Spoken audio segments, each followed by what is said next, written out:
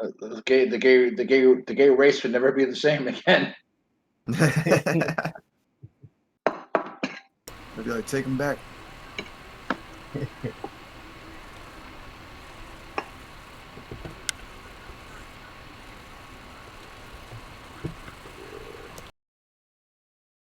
Man, this fucking claustrophobic ass place we're in. Where we at? Can you give me a shift ping, Sal? Yeah. Shit ping. That was earlier. Oh yeah, I'm fucking you guys up. Yep. Yeah. Did we tell you what? What are you talking about? Nah. That ain't shit. Oh yeah, he is tied up, ain't he? You did get to tie him up. Yeah, he did. Yeah. Really gay-like, but I'm tied up. All bondagey and shit. You guys gonna fuck me, my robot ass. That's right. Got you all tied up Shibari style. Is that the word? I don't remember. Like deliverance? Yeah, and that is the word. Like Barney style? Like fucking Barney Fife? Sure. Barney, Yeah. or Barney the dinosaur. Barney the dinosaur, yeah. Oh yeah. Scatosaurus is in the house. Oh, yeah, that's right. And Jamil aged 40 years. Oh yeah. Sure. Oh, that's right. That bitch That's couldn't tie right. shit. Can't tie shit. That's cool. My race lives up to like 200, so like I'm only like my midlife right now. Good But they for have a you. crisis. What? Said you're gonna have a crisis. Yeah, he's already had that. A Faith No More song. Fucking awesome song. That is good.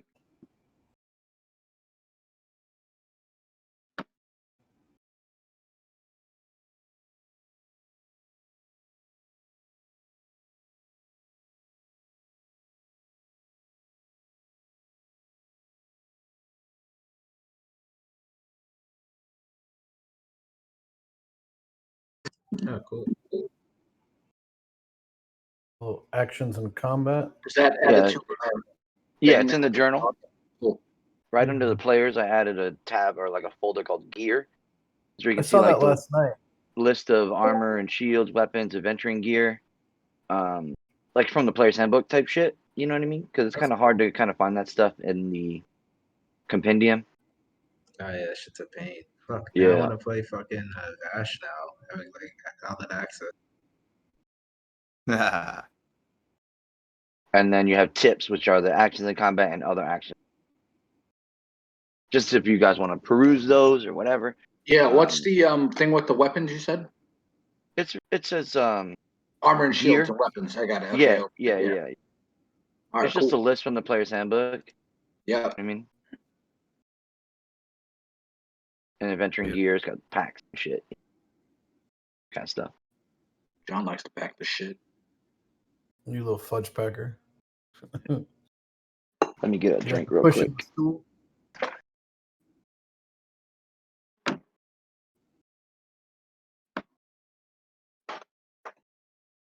Mike back? I know, Mike, you back yet? Yep, he's here.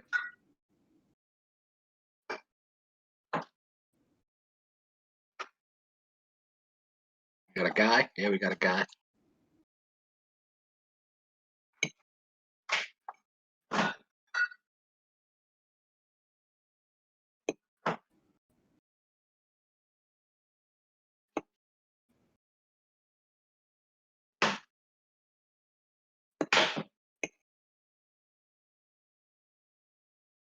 All right, we left off with Hugh and Guy coming around the corner, hearing the sounds of combat and arguing with their friends. And the ghost just did some spooky shit. Showed you its horrific face, horrifying visage, and frightening the shit out of everyone. Like, it was scary at first, but this is a supernatural kind of frighten. and all of you were affected by it, and Jamil the worst. Jamil to the point of the fear aged him up to 40 years, it looks like. And you have the ghost has possessed your companion 138. And Windgrave, I believe, tried to turn it, but the ghost fought back and was unturned. Yep. Yeah, that's what happened. And now you're trying to restrain, hold back your friend, but the ghost still seems to be attacking while you're trying to do those things. Blazko, you're frightened.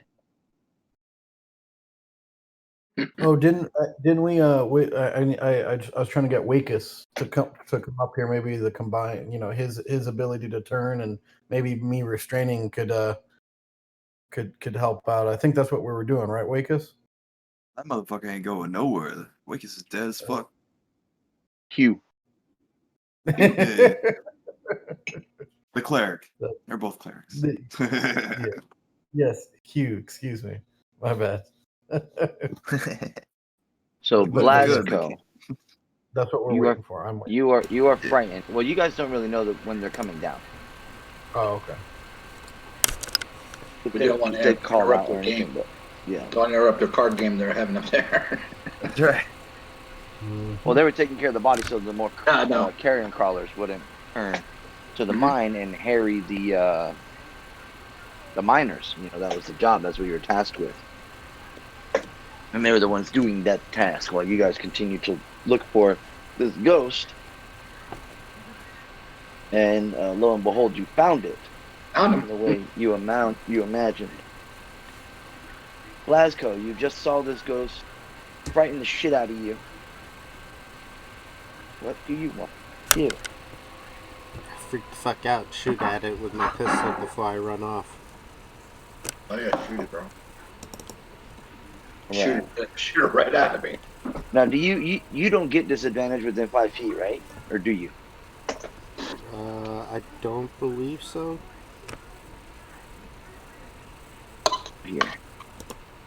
Like a gunslinger feat or something like that. Yeah, that's what I'm thinking. America's Hobus was the last thing he got.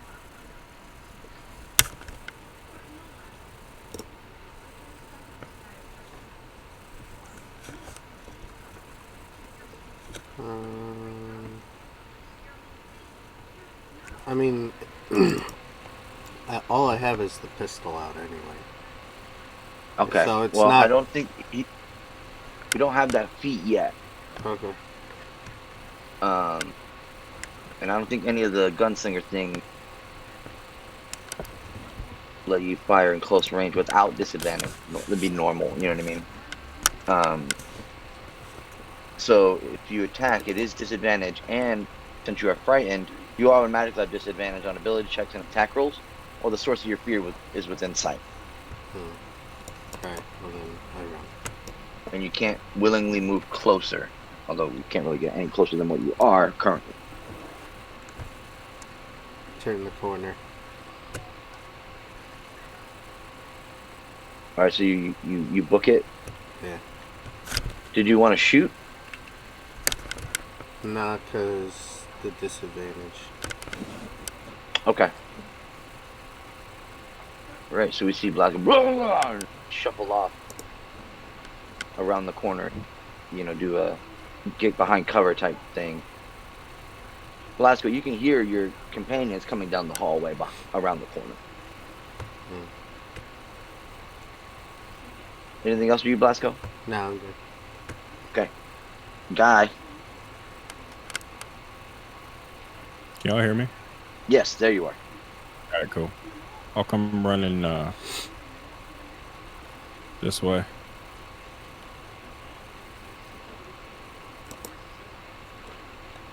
Look around.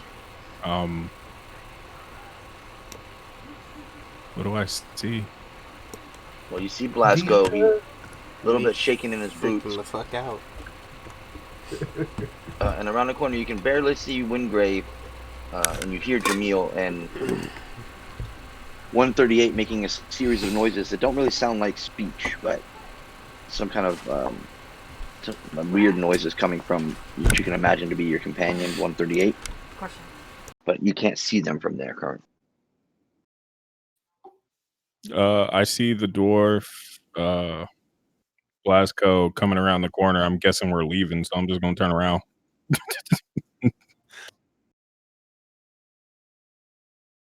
That's my turn. Okay.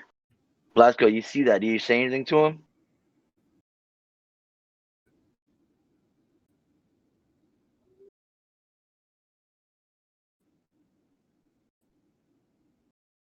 Go. Is it after I walked away or what?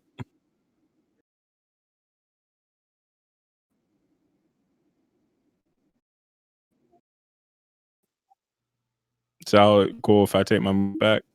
Yeah, sure. Yeah, totally. All right. I mean, I imagine he said as you came up, he kind of informed you what the deal is going on. Right. At least, 138's possessed. There's a ghost. Something fucking going on. Well, I can't get around him without a dash, so I'll hold action for a ghost. Okay, if you see a ghost, I'll fire. Okay. Yeah. Hugh. Right. Go down. And did I hear any of that? Yeah. Okay. These caves kind of echo. Well, I mean, you would have heard Blazko. I don't know. Well, you don't really hear Guy because you don't ever say shit. But Right. Blazko is, Okay. we heard like Ghost and 138, something like that. You can hear like the terror in his voice. I'll sprint my ass down there then. E-team style. I don't know. I'm not sure if my token's right or not. I don't understand. Oh yeah, never mind. Yeah, it is. All right. I didn't see anybody. I wasn't sure if I was on the right map or not. Okay, I right got place. Oh. So yeah, they're around run the out corner. here. Yeah, okay, I see now. I'll run over here and ask Glasgow, where is he? They.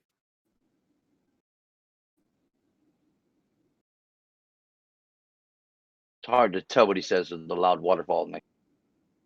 Glasgow.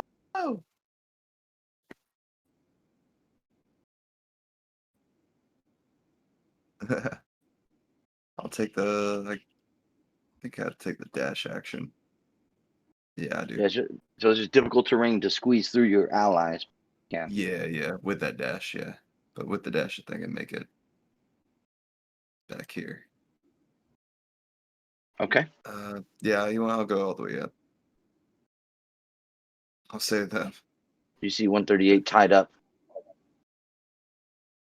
Isn't this the same exact room we saw the other ghost? Yeah. Yeah, let's try not to remake our mistakes. Well, that means. I don't know. He's not tied up. He's grappled with Windgrave. Yeah, I'm grappling. Okay. That's We what got it his is. legs or his arms. We got one of his limbs already. All right. We did a sleight of hand. There it is, 16. Okay. Yeah, He got out of it with the acrobatic. Blazko tried. Then Jamil tried, failed. I don't think you got anything yet, but you got him held by Windgrave. Oh, I thought we got him with the first one, and then because the 15 versus the 9. Yeah, I was able to grapple his ass. 9. Oh. Okay. All right. Oh, so then you tried to tie him up more. Okay. Yeah, we got. All right. So I see what you're saying. Okay. Cool. In that case, I'll just be running up with the holy symbol in hand. That's all I got, though. I had to take the dash. All right, I got you. Windgrave. I'm going to attempt to still keep this grapple while I see fucking Hugh come up here. I'm gonna ask him for his help in the ways of turning the undead. I tried, but it almost worked, but it's still holding on. I think between what you do and maybe us grappling it, we can do this. And I'll attempt to grapple check, I guess, again to keep them held. Well, you don't have to reinstitute it. Oh, Oh, I don't. Okay. Yeah, okay. no, So it stays on until they get out. Oh, okay. Okay, cool. So that's what I'm gonna do. Okay, cool. Jamil. Seeing all this going down. I'm sorry. Let me pause you. Blazko, you allowed another saving throw for the frightened at the end of your turn. So if you want to make that, Blazko, a wisdom save.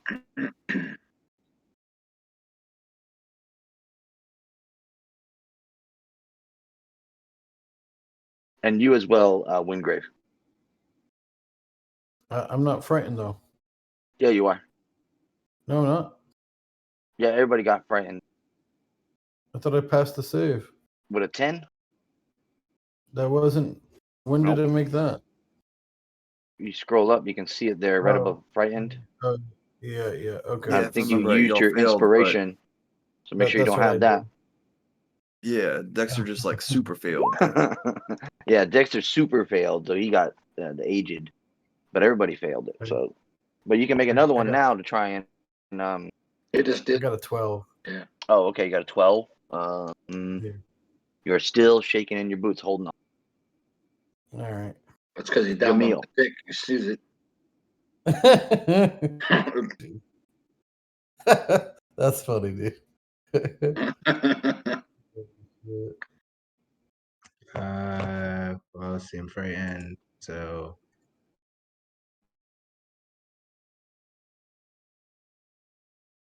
You can't willingly move closer to the source of the fear. Okay. But and then you can have disadvantage on ability checks and attack rolls while he's within line of sight. Gotcha. He's going to my sliver. Okay.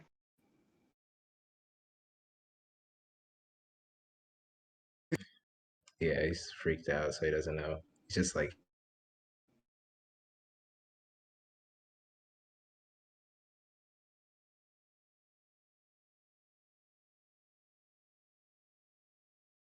like 4 spells. Yeah, fails. Takes Oh no. 4 psychic damage. Buddy, that's you. I'm sorry. That's my saving throw? Yeah, sorry. Because you can't affect him. You can't affect the quote unquote with that while he's possessed. All affects Buddy or the host. So yeah. Sorry, I'm just trying to remember all the because possession has a lot of rules to it. Good song too. Made it. Right. So to catch hold, Jamil, as you book it around the corner. Possession. All right. Well, I'm in this corner now. Okay. Chilling. You can make a wisdom saving throw at the end of your turn. Oh, perfect.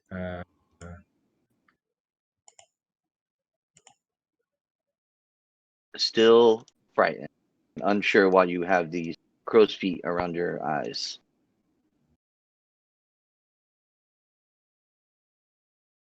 Ghost 138. Break that grapple, son. Everybody got disadvantage. Yeah, I think that's what he's going to try and do.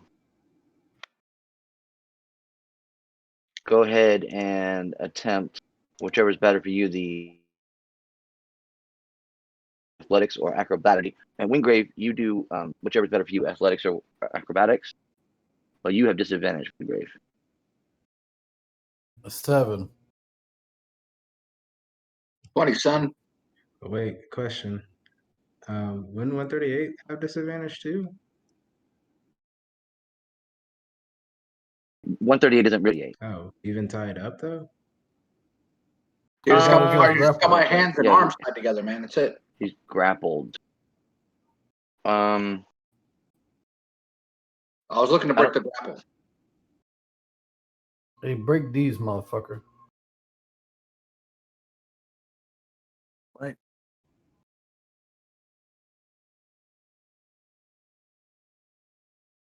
Right, so he's just held up right now. Right, no disadvantage.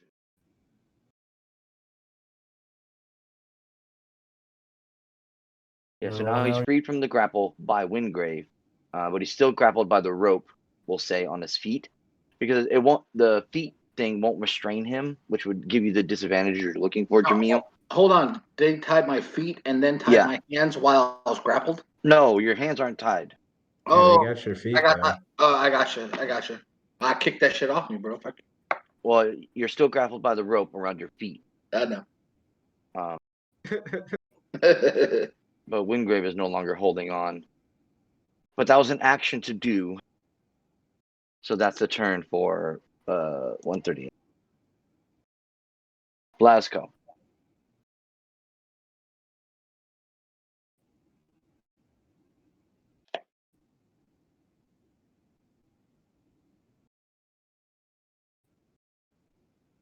That was just 15 feet. That's all you needed. Are you just hunkering down right there? Yep.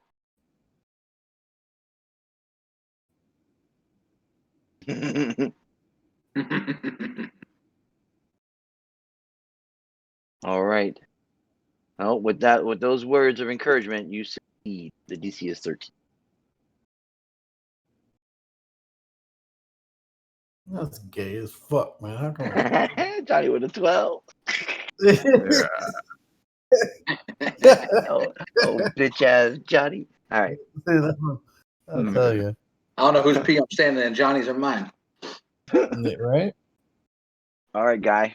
You see Blazko kind of shuffle past to let you through, and he kind of resolves himself, shaking the fear and steadying his boots, so to speak.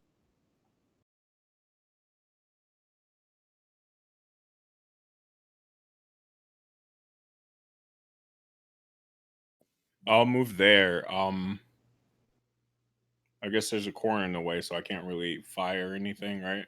Right. Then again, I don't really know what's going on. You see 138 has like ropes tied around his legs, and Wingrave is like shaken, and you see Jamil kind of cowering in the corner the other way.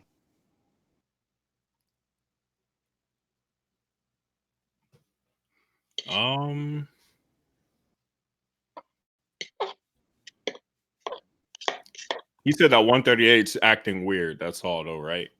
Yeah, he definitely has a different posture to him, and he's not like saying anything, but you hear like weird noises coming from him.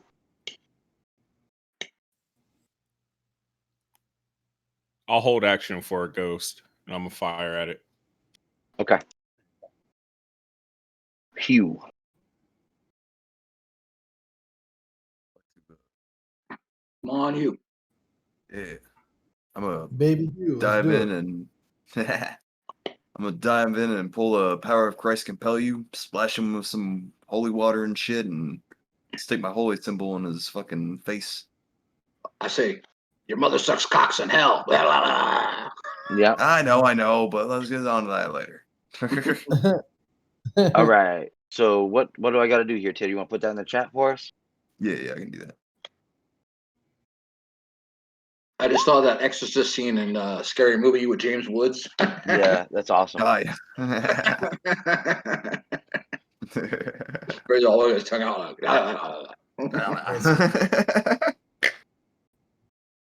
Oh, shit. Do you have the Turn of Dead? So You got one shot. You can put in there? Can I just put that in the... No, you put the Channel Divinity. I need the Turn of Dead rules. Oh, shit, my bad. I think that's on like 5th level, isn't it? Throw it in there. I have it right here. If it's... I don't know if it's the same for Paladins, so I'm almost done looking for it. There it is. Oh, that's his. You got it? It's okay. Should be the same. I believe it is the same for... You need to have this on your character sheet, Teeter. For yeah, I Undead thought I for did. you. My bad. I'm getting it right now. All right. Wisdom save, Tater. So I gotta make a wisdom save. Yeah, it's gonna be It's a DC.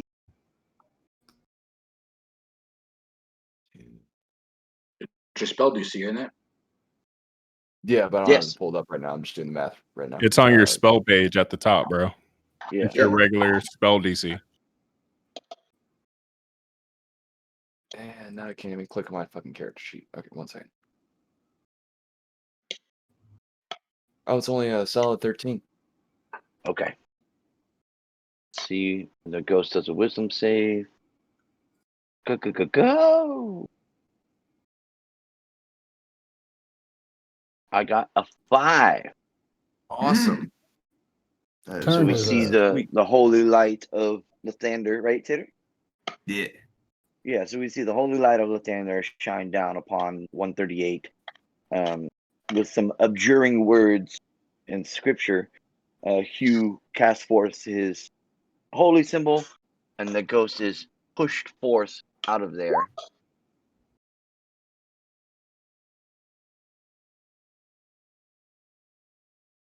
Right in the jump. You can take a shot, guy, but he'll have 3/4 cover from you. You see a glimpse of the ghost as he comes out. Be gone, foul spirit.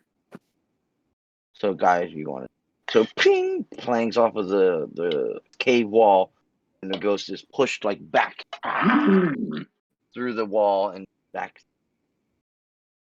7. And you are no longer possessed. Yeah. Yeah, boy. Your full mind about you. And with Do that, I know what happened to me or no? yes. Okay. With that, we can come out of an. I was just asking because the kobold didn't know when that happened to them. Yeah, no, you know. Kobold to kobold. good. Good. Fuck this ghost. Oh, is it dead? It's been turned. Now you know what that means, you. Just like you did last time, you knew what it meant. Yeah. So you have not exorcised this ghost from the material plane. You just made it run away.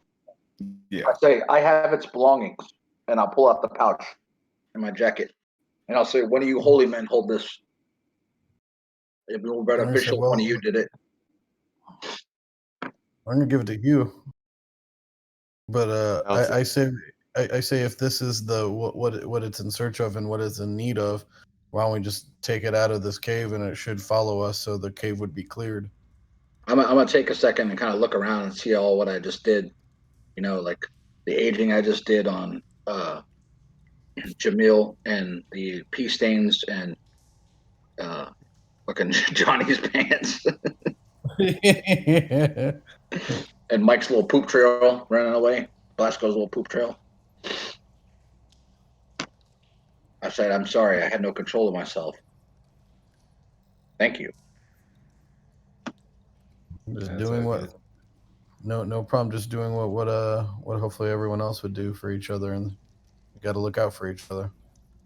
I would have knocked one of you unconscious and threw you down the well. Oh, that's not true. That's not true. When Greg goes, well, he just said, well. Question. What's in the pouch? All right. So you look in the pouch. Yeah. It is a threadbare satchel. It contains clumps of moss, lichen, and shrubbery. Guy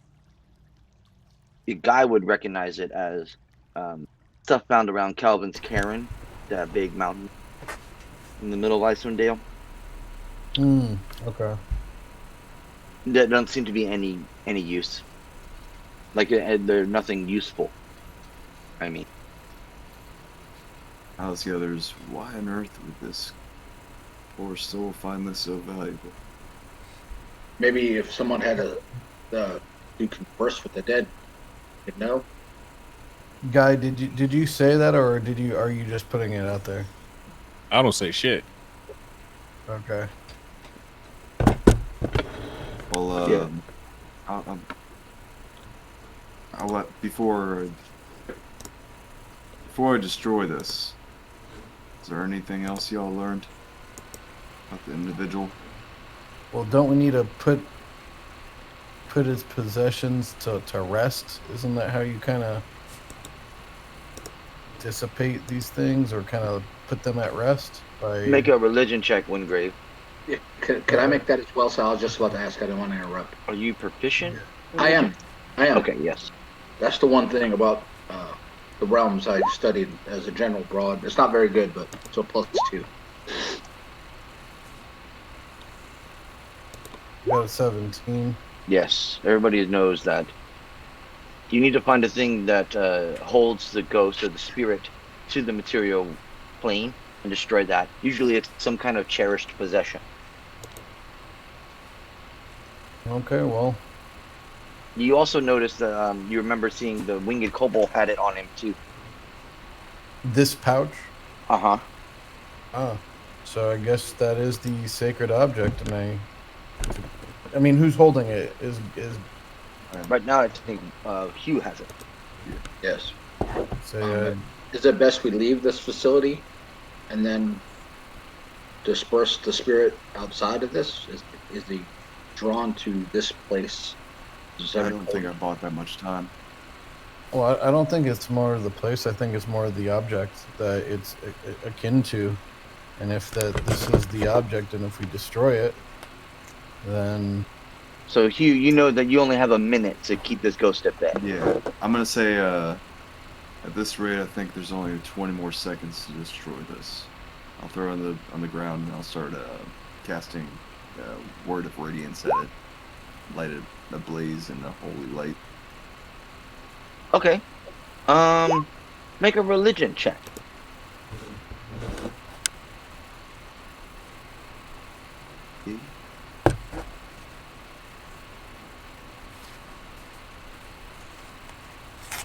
Nice. Yeah, so you say the proper prayer and sermon, so to speak, and then you obliterate it with the words of radiance, and you see the bag turn into this like bluish whitish flame, and then sizzle away to dust and ash, and then you hear the cries through the cave, right? The ghostly wind that fades away. Like boo, dudes. Yeah, exactly. And Hugh, you're certain that you've now exorcised this cave from this ghost. I'm certain that we've exorcised the ghost from this cave. Cool. Let's leave. Yes. Yeah, let's collect our goddamn reward finally. We walked through every little bit, made sure we tossed all the corpses down the holes. Or more carrion crawlers. We won't get the reward for another couple of days. That's right. Constable still has to come check the fine, which only takes 30 minutes, but he likes to take 3 days. Yeah. Well, he must work for the union. He works for the police union. Well, they're not like you guys. You know what I mean? Right. They need to make sure that it's safe. So. Oh yeah, I get it. I'm just making fun.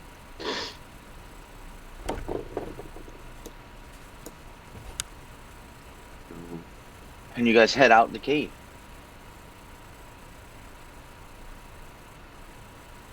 You know, it's only a 30-minute walk back to Tourmaline. Tourmaline, yep. Is that enough for a short rest, Sal? Is it considered a short rest or no? 30 minutes? No. Okay, I was just wondering because I was gonna use my hit dice. No, you have to take an hour. You guys get back to Tourmaline from the road to the gem mine. You can head to the town hall, I take it? Yes. Great. And Jamil, you know, you're still hearing that interference, Right. that beacon or distress signal, like in the back of your mind, you know. It's kind of like tinnitus with like a ringing in your ear that kind of just doesn't go away. That's annoying.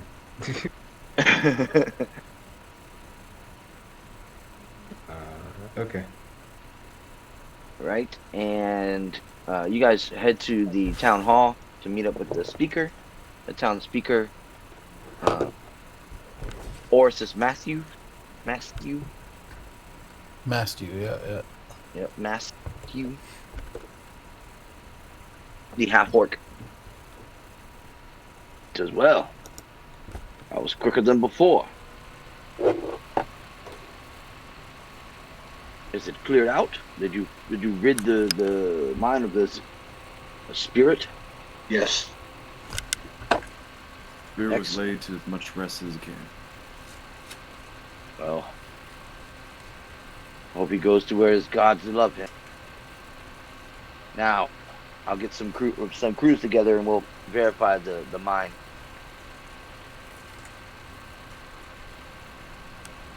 And I'll have your reward. But thank you for a job well done. Tourmaline is in your gratitude. You are welcome.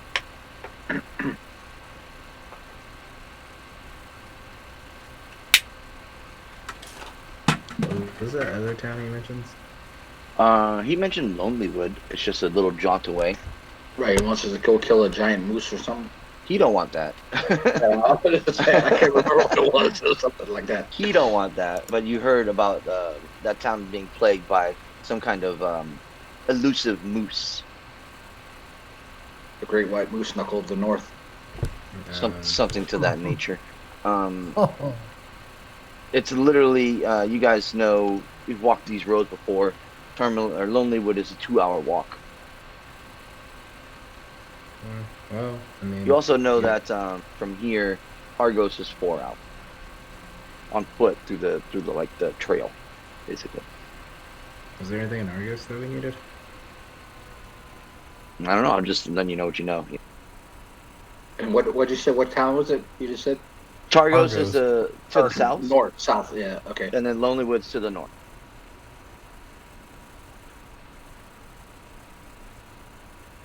I say we keep working and go to Lonelywood.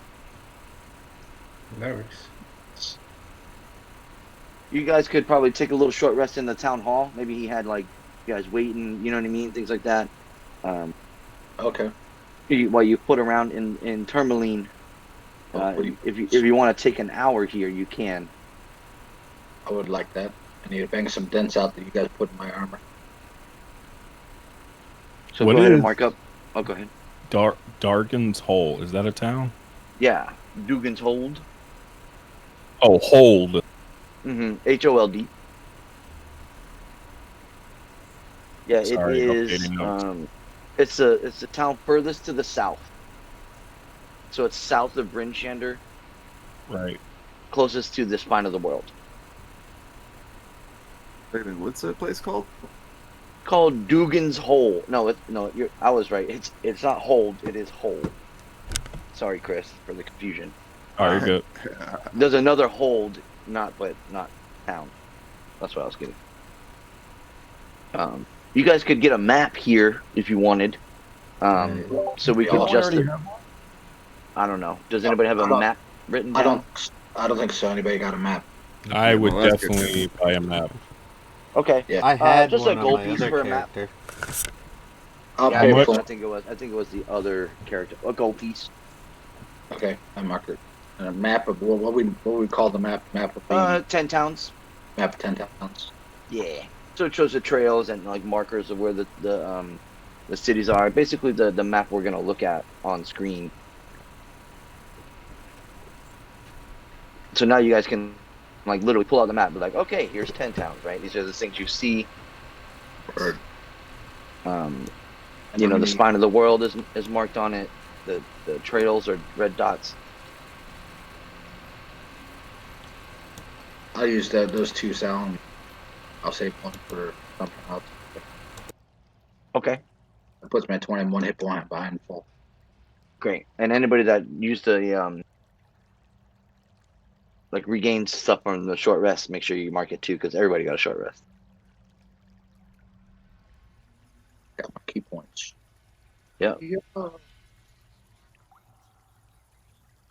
So, so you can see from Tourmaline, it's 4 hours along this little dotted red line is the trail to Targos, and then 2 hours to Lonelywood.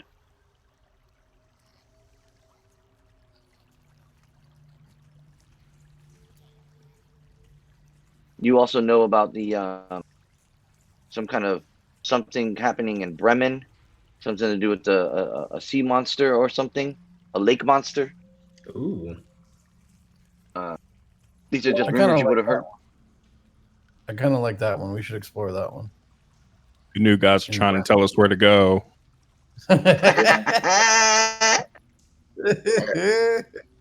smell a setup. Yep. They got work with him too, bro. And Jamel and I are seasoned.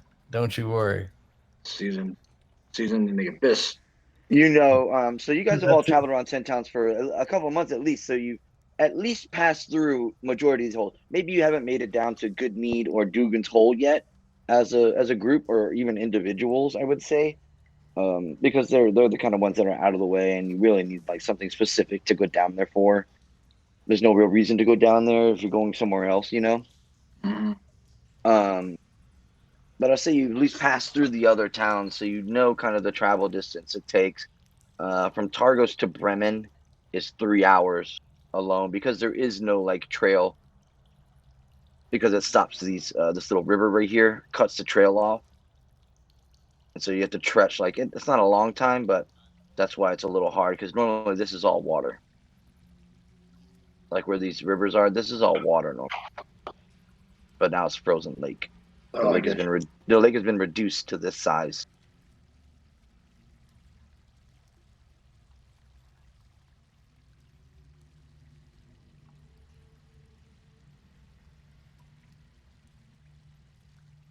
Lonely Wood's a nice enough town. Probably one of the smaller towns. Population of 100. They're either loggers or fishermen. That's everybody in the town. And it's the speaker you heard is a halfling. But that's kind of what you know of Lonely Wood as of right now.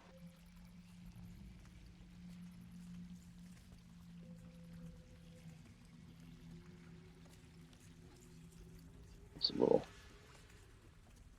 My suggestion, like I said, is Lonely Wood. Word. That's your You guys. Yeah, that's like their coat of arms. Every town has one.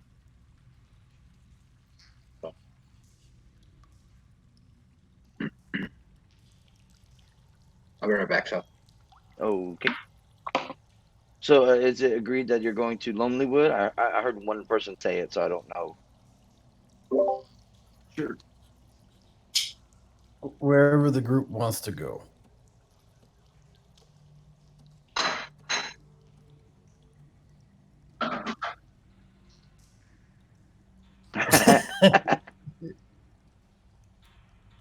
Thank you, little feller. No, for Targos.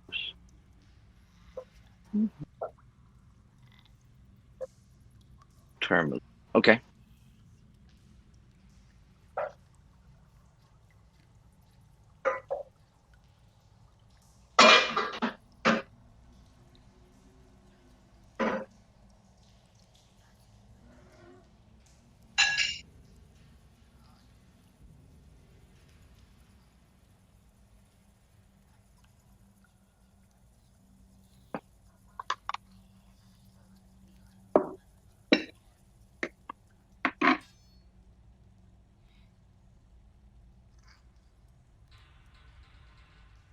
Tourmaline.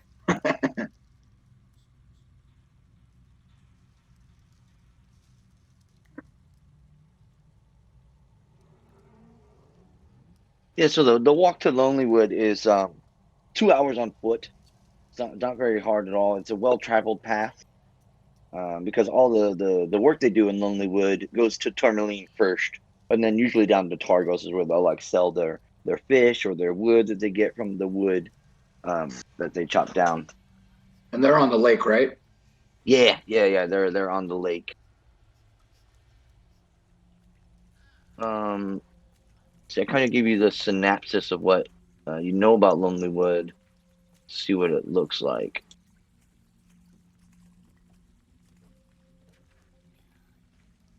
So here's the small town of Lonely Wood. So.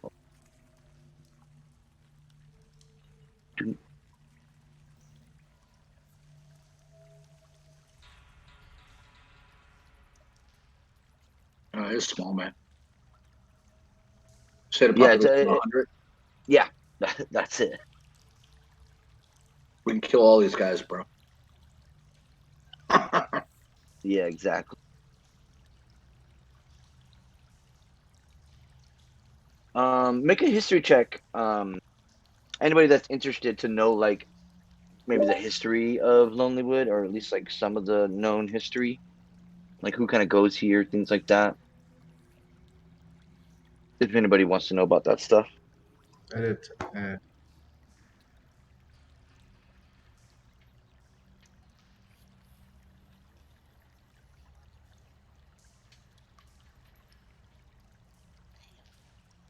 Okay, so Guy and Wingrave. Wingrave, you kind of just you know this much. You know that at least the founding of the city was a Symbian family. Hmm. And it's just a quiet town of loggers and fishers and scrimshanders. Okay. Very much a frontier kind of place.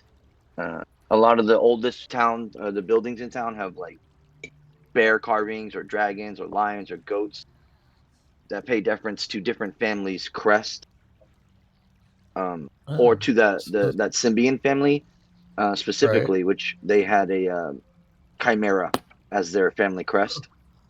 Nice. So they have all these different kind of animals with different heads all over the town. Those you can tell those are the old buildings. Okay. And you know, Wingrave, that well, not you, Wingrave. Probably Guy knows this more than you. For as long as 10 Towns has existed, Lonelywood has always attracted the region's like shadiest element.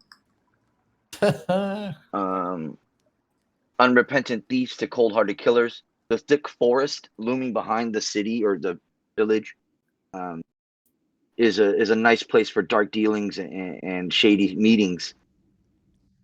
But despite that, and its majority of hardened criminals as its population, there's no like murder in the street or rampant crime because life out here is so hard. Even these ramshackled miscreants, right, work together in Lonelywood to survive. Because if they didn't, there would be no Lonelywood. So it's said that, you know, Guy, maybe you know this, whether you share it or not is up to you. It's said that you can make many friends here, but it's wise not to dredge up the dark deeds of anyone's past. Because you never know who they were before Lonelywood. So everybody's friendship here is very like cordial and surface level, it seems like. But it seems to be earnest.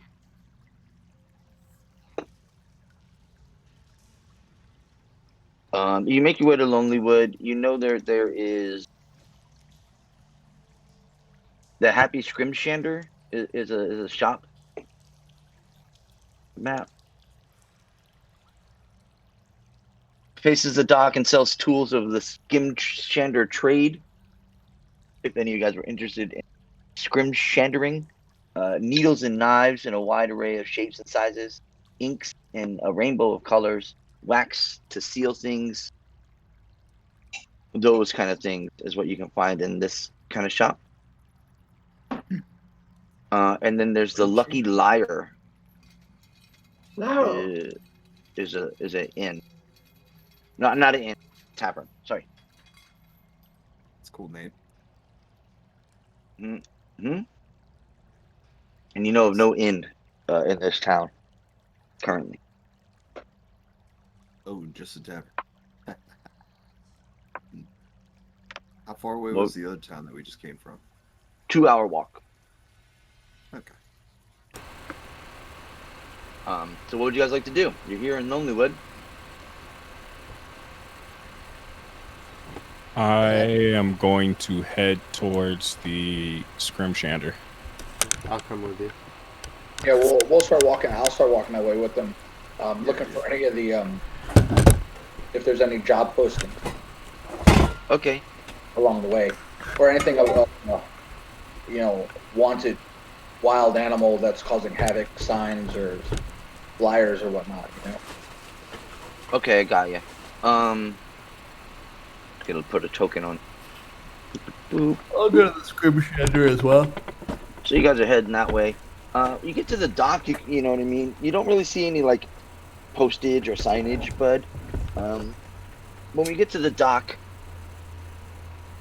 you over here talk about the white moose. Okay. You hear like a white moose. I hear they're organizing a hunt. Oh, I'm not gonna do it. You know what I mean? One guy's, I'm gonna give it a shot. They're paying mighty good, more than these knuckle-headed trout. As he's like hitting a huge knuckle-headed trout on the dock. You know what I mean? A younger sailor, upset with his lot in life.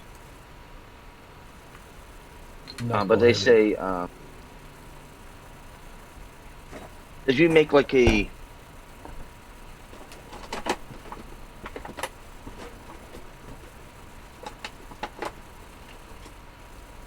I wish they just had a gather information. Yeah, I know, man. Oh. Charisma investigation. So if you're proficient in investigation, I am not. Okay, so then just make a charisma check, and you can have advantage because a couple of you guys were looking for this kind of information. So right. this is like a combined check. Thank God we got advantage, guys, because I got a -1. It's a charisma check. No, look at that shit. It is. So you could do, if you're proficient in investigation, you can add your proficiency bonus. But it is essentially a charisma check with advantage. Whoever wants to make one. Damn, Johnny. Well, yeah, that's the paladin, bro. He's usually the face. Yeah. Or the sorcerer, or the warlock, whoever. Yeah, I came up and like, who is your daddy and what does he do? You do, yeah. You killed my family. You kill my girlfriend. Kill my girlfriend. Yeah. So Wingrave and Jamil, you two are the ones that kind of get a hold of the information the best, right? So 1:30, you hear the dock workers. You walk up to them and they're like, "Bro, yeah, just go kill the moose. What are you doing? We get out of the way. We're busy." But Jamil and Wingrave are able to get enough information and ask enough people that you see a cheery little halfling child come running up. Says, "Wow, y'all adventurers, huh? You here to help?"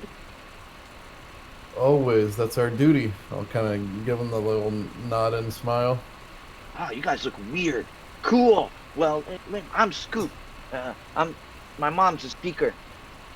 But if you want to head over to our house, she's making offers for people to go on a hunt." Are we all there, or is this just me and Jamel right Yeah, here? so you guys are probably. I see it like I said. I was trying to like imagine like I'm watching this as a show. So I see we see on camera the little kid talks to you two, and behind you two is the rest of the party. You know, either paying attention or looking for the happy scrimshander, like Guy is doing. You know, trying to make his way there, along with 138. The kid kind of stopped you two because you're the ones who succeeded. It's kind of how it works. Okay. So I'll kind of bend down and shake his hand and say, yeah, I think we're always up for a hunt. So, well, I know a lot of the townsfolk, well, not a lot, but a few of the townsfolk, especially the loggers, they want to get rid of this thing. It's been all kinds of havoc running through the woods. They say killing people. Nobody can find it. Crazy. And it's white, blends in with the snow. Kid is like just going on about stuff, about this moose.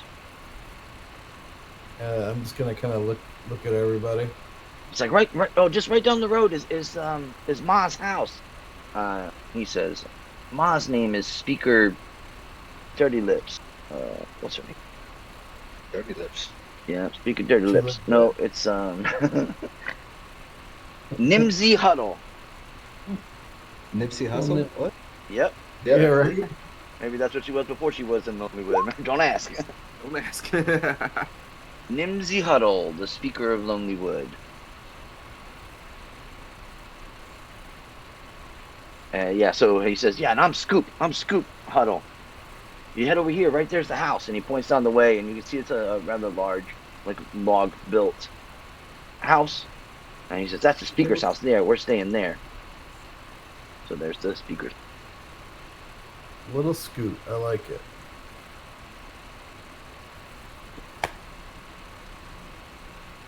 It seems like a fair enough thing. I'm not sure what everybody else is interested in doing, but that seems the direction we go ahead, I think. Yeah, that's where we need to go. The way what we're waiting for payment on your time. All right, so you guys, so the Scrimshander group, do you guys break off from Operation Happy Scrimshander, or do you split and a couple of you guys go to Scrimshander and a couple of you guys go to the speaker's house? What's the plan?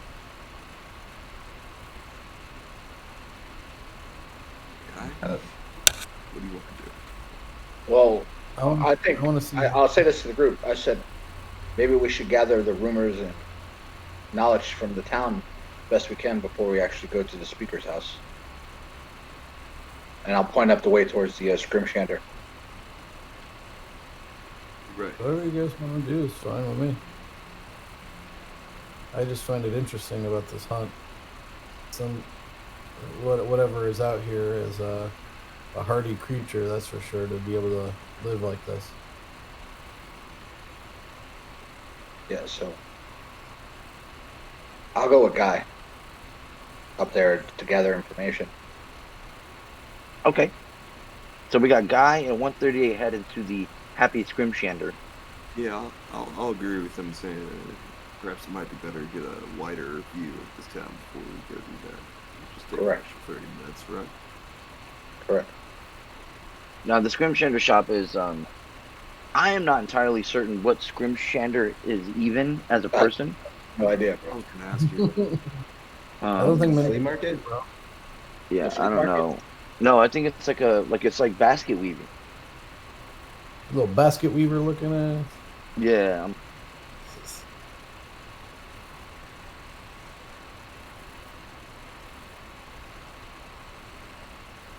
A person who creates scrimshaw. Oh, that's helpful. Fuck is a scrimshaw? As far as I know, scrimshaws I think are like things made of wood that like little Whales. knickknacks and shit. Maybe I don't know. Made of whale bones. Bones. Whale Yeah, byproducts. bones. My bad. Yeah. Yeah, from whales. The only way I know that is because I play RuneScape. Oh yeah, see, I don't read enough in those kinds of games. Okay, so basically it's like knickknacks and things, common household stuff that's made with animal byproduct. Kind of stuff you can find in the Happy Scrimshander. All right. So everybody's heading there, seems like. Yeah, I mean, nobody else spoke up, so. Okay. You guys head to the Happy Scrimshander. Like I said, it's a little shop that faces the docks. Most of their patrons are dock workers. As you walk in, you see a doughy spinster, and she says, as a female. That's how they describe her, a doughy spinster. She looks up from behind the corner, looks up at you guys, like raises the people's eyebrow. Kind of looks down while you guys peruse the place. I'm looking for a pen or multiple pens. Yeah, so you can find like a quill. Yeah. Well, it's made of bone, right? That's what I'm thinking. Maybe they had like something like that. It would just be like a bone quill. Cool. Yeah. No feather on it, just like it. You know what I mean? They've hollowed out the tip to hold the ink, kind of thing. Yeah, like a narrow tip thing. Yeah. And you could probably get ink here as well. Yeah, ink as well. You got different colored ink. I'll get black, just normal black. Okay. And paper. If he has paper laying around somewhere. She does have paper. Of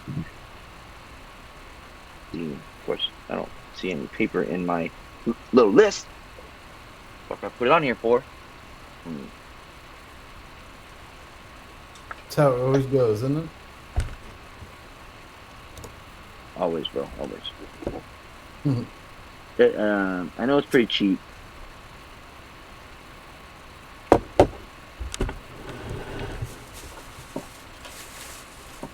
Anybody else looking for anything specific like that from the Scrim Chandler shop? No. I'll inquire the Chevy little spinster. Mm-hmm. I said, I hear rumors of a beast plaguing this area. What do you know of it?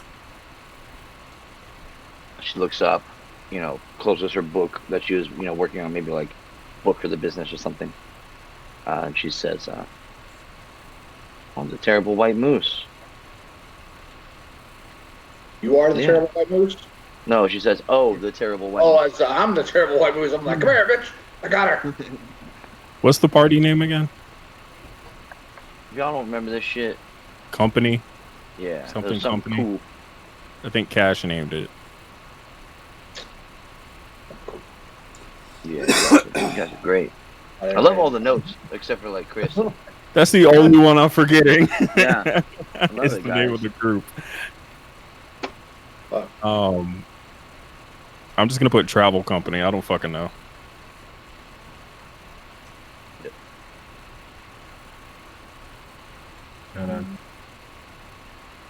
Anybody?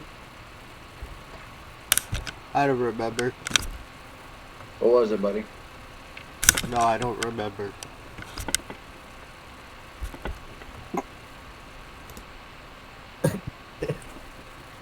Damn. Good time. I kind of feel bad about that, to be honest. I mean, feel that's y'all. Yeah, It was something about it was something to do with like I the just beat a dynamic of the bunch. group. I'm sorry, Sal. I feel kind of bad about that one. I just, hours and hours a day reading. You guys can't remember the fucking name of the group. Cool Runnings. Oh, Cool Runnings. All right. Let me see. Yeah, I didn't see it up there. I know. I'm looking at the older stuff. Yeah, me too.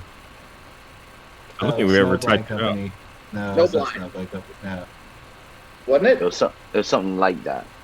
I thought it was Snowblind. It was Snowblind. It was Snowblind. That's what it was.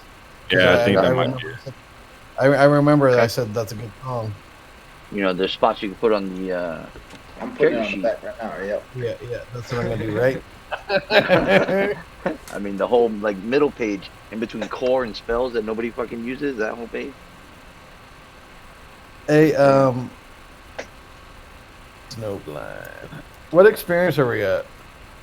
You're at third level. We're no experience for this game. We're gonna do it milestone. Not a book. Okay. Yeah, right.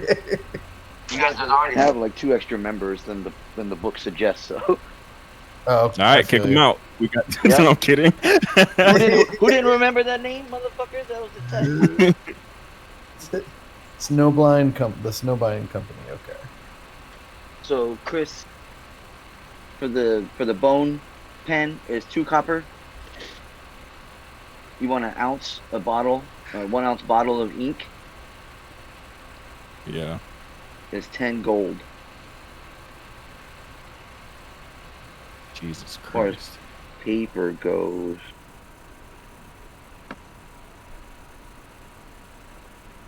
And what does she say about the animal? Oh yeah. That's about it. No, let me get this done real quick and then I'll tell you, bud. So 1 sheet is 2 silver of paper, 1 silver for parchment. I guess paper is better quality. So you can get 1 sheet is 1 silver, and 1 sheet of paper is 2 silver. So paper versus parchment. Parchment being the cheaper one. You ain't got no pencils. You got charcoal.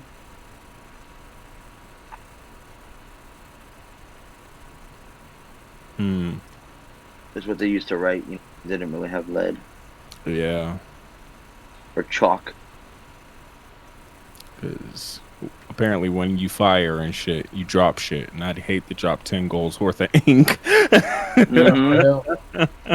That's a shit ton of ink, bro. That's a shit ton of ink. Yeah. Well, it's a 1 ounce bottle, is what it is. Mm-hmm. That ain't a shit ton. Just 1 ounce. Shit. What would happen if I put it in a water skin? It would save it from breaking. I would say so, but then you'd have to get another water skin. Yeah, you could just wrap it. You could just wrap the bottle in something like some thick leather or something like that, so it's not like prone to when it drops to instant breaking. I think I only bought 1 water skin. Damn. Like, don't get me wrong, I want that ink, but I don't want it to fucking break.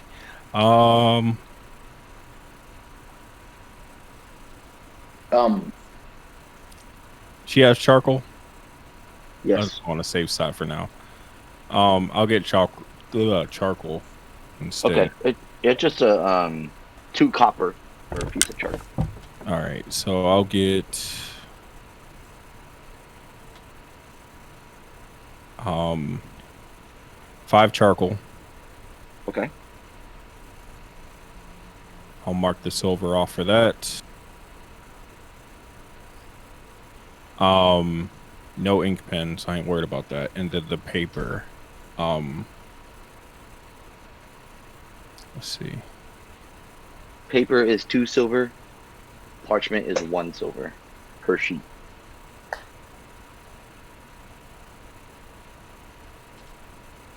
$5 paper. This would be a gold, right? Yes. All right, cool. And a small knife. Okay. Or if he has a dagger, I'd buy it.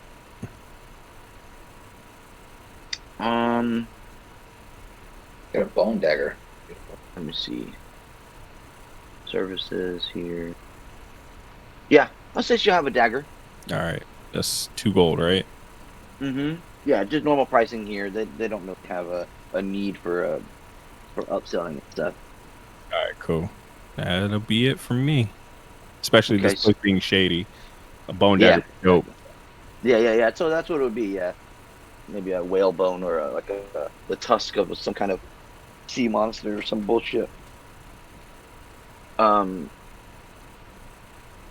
one guy is getting his things, you're out there talking 138, and you ask about the white moose. She says, yeah, it's been a problem. Loggers can't work. Killed a bunch of them too. Where was it last seen? Nobody knows. Can't track it. Our best trackers get lost every time. Well, they don't get lost. She says our best trackers can never seem to find it. That's mighty strange. Some say it's a beast of Arl. How are the people killed? Are they mutilated or are they by moose? Trampled by a moose. Okay. We don't really get a lot of moose killings, or at least we didn't. So, I haven't seen any of the bodies or anything. I just stay to myself. But the loggers are having a tough time with it. I know the speaker's looking for help. Kenny Loggins is having a tough time with everything nowadays. Well, he ain't around. Yeah, it had a hit since 1983. Started lawnmower company. Whoops. You're attacking? No, I'm just kidding. You could probably find more information at the Lucky Liar, unless you wanted to buy something. No, man. I will give her a copper piece or a silver piece for her time. Nods and takes a coin. Oh, you, sir. She points to guy behind you. Ah, yes. right this way, and she like walks to the register. Gives you the total. How old is she? Late That 20s. old lady? No. Late 20s, early 30s. All right. I try out my charcoal and I write number ? She puts a 1 next to it and smiles. I'll wink and through my mask.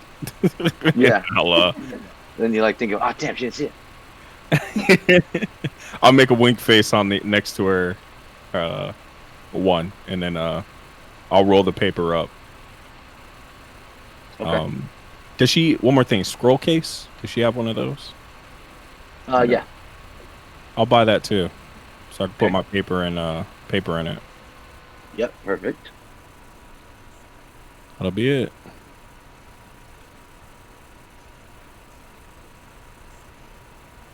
Ooh, and I can put my map in there too. Yes, totally.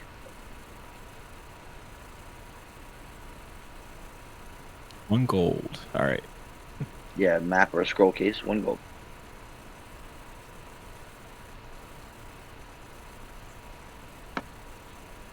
All right. you So guys as are- we're walking, I'm gonna kind of like take the bone knife and kind of like make strips of coal, kind of make it easier to hold and write with, Okay. and then like sharpen the edge so I have borderline coal and pencils, writing yeah. utensil. Yeah. Okay. Cool beans. So you guys head out the Happy Scrimsham. You see Guy begin to whittle at the piece of coal he got to make writing utensils. What are you guys doing? Let's start asking a couple people on the street what they know, and then head back to the speaker's house. Yeah, I'm gonna be just rolling with them, but I'm primarily wanting to go to the speaker's crib. I'm ready to go hunt this moose. No, I want to go to the Lucky Liar. No, let's check out the speaker's house. So you guys, who's gonna be like trying to gather information? If it's just 138, I need to know. I was ground 2. Okay. So if it's just you two guys, you can decide to make individual checks, or you can give one of another advantage. I would give you the advantage, Peter. So Tater, it's a. Are you proficient in investigation? Let's do charisma though. Just say that was. No. Yeah. So, but are you proficient in investigation? No. Okay. So then it is just a charisma check. Okay. Basically, you're doing an investigation check with charisma instead of intelligence. Oh, one more. Don't you have advantage? Yeah. Yeah. Okay. Yeah. It's just the same kind of stuff you got earlier. No new information is gained. Maybe the people who have more information aren't around anymore. You kind of get the sense that you're getting everything second, third hand, and they all tell you that if you want more information, head to the speaker. Like that's what the speaker is doing right now is asking for people to come so she can send them out. Yeah, that's why I wanted. But you don't get anything else. You get oh yeah, white moose. Nobody can find it. Killing loggers in the woods. You know what I mean? Right. You already knew all that information. You're not getting anything additional from these people. At least this time. That's her name there, Chris. Iris Harrowhill. Yeah. On a side note, could I make a check as far as like what mooses eat, or like what kind of things that I may be able to find, maybe attract something to that effect? Nature check. Ooh, this is not good for your boy, but I'll give it a shot. Devon. Oh. Knuckles. I don't know. Yeah. Acorns. Yeah. Like, you don't fucking know what a fucking moose eats. I don't even know if you ever seen one. You know what I mean? I don't know if they're all out in Waterdeep, Yeah. bro. Fuck is a moose, bro? Yeah. Like It's like fat they horse? when the same Yeah. one in New York City, right? Yeah, exactly. What is that, a fat horse? I don't know. That's about it. Yeah. All right. So you guys make your way, hearing a little bit more talk in the town, but nothing new as far as that goes. You make your way to the speaker's house. Like I said, it's a log style house, probably the nicest one in the town. Very much so, like whoever the speaker is lives here, and when the speakers change, the families move out. You know what I mean, kind of thing, like similar to the White House. That's kind of how it works. As you guys step in, you see there's no like waiting staff or anything like that. There's like a foyer, and you see a couple people, obviously like loggers and maybe a few fishermen in tow, with bags packed, heading out as you're coming. And through the foyer, you see like a sitting room off to the side, where they exited from. And you see a small halfling come to the door with a hand tray of freshly baked halfling shaped cookies. You can tell that this house was clearly built for humans, but now the furniture has been resized for halflings. But yeah, Guy, you do find one or two big chairs for big people. So you sit one of those. You hear the scramblings and scampering of children running throughout the rooms, upstairs, downstairs. And rats.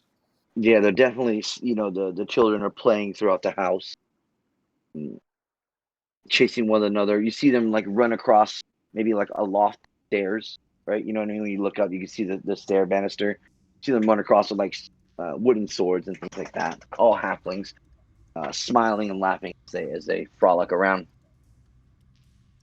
And then you see the speaker standing there with the cookies. She says, "Oh, well, you are not normal folk. Come on in. I got some cookies for you." Lovely. Let's milk and Halfling kick it. hospitality. I do like some cookies. That you do. That's your halfling, not ingredient, recipe. What is it composed of? Well, that's a secret. She gives you like a wink and like, smile. I see. She says she leads you into the room. You're playing the harp for the kids, guy. Yeah. Okay, so you hear like little. What kind of music are you playing? Harp shit. I don't know. Yeah, I mean, like, is it like joyful, or is it sad music? Is it like an Irish jig? Yeah, Dance song. let's do like a little dance song for him. Okay. Lighthearted. Yeah, right. So you start getting it cooking. Make a performance check. Suck yeah, those. Hold on. Let me see. Hold on, I gotta tune it real quick. What modifier? Charisma. So you're playing. The kids are dancing around. That's how Cookie played bass. Yeah, the kids are dancing around. But you're like, well, all right, it works. But everybody else, you're kind of like, oh well. You listen, you hear it, and like, oh, one of the kids, he's letting the kids play. And as you like turn back and you guys look, you see he's like sitting there trying to play. You're like, oh, comes in. He's pulling out the Mary Had Little Lamb. Yeah, exactly. The old hot cross buns coming out. But you guys have a seat in the foyer, or not the foyer, but the like meeting room to the side. She leaves the doors open. She doesn't close them or anything. Puts the cookies down. You guys are free to grab cookies if you like. And she says, I do. Yeah, they're delicious cookies full of sugar and sweet like a jam or something, some kind of fruity jam. Mm. Yeah, diabetes. Since our loggers, I can tell you aren't them because I know all of them, but our loggers have been terrorized by a white moose. She says it like it's new news to you. Um, and this beast has eluded all the hunters we sent to kill it. We depend on the forest for our survival. I would be very grateful if you could help. And, well, to be honest, I wouldn't be a very good town speaker if I let a dumb moose get the better. She kind of like flops down into a halfling chair on the other side of the table from you guys. Where can you tell us about the location of some of these killings? They're out in the woods. We don't really have it. That's the tricky part. You know, we pride ourselves on our hunting and lodging, but even our best scouts, trackers can't get a good bead on you. It's like it knows we're coming. You need bait. That was my next thing. They tried that. But maybe you know more than we do, so that's fine and dandy. It's possible. Is there anything that seems to bring the beast out? Certain actions or things of that nature? Well, to be fair, I think it just doesn't like us logging. So it's a creature of spirit or nature? No, it's mighty physical, or at least the dead bodies are.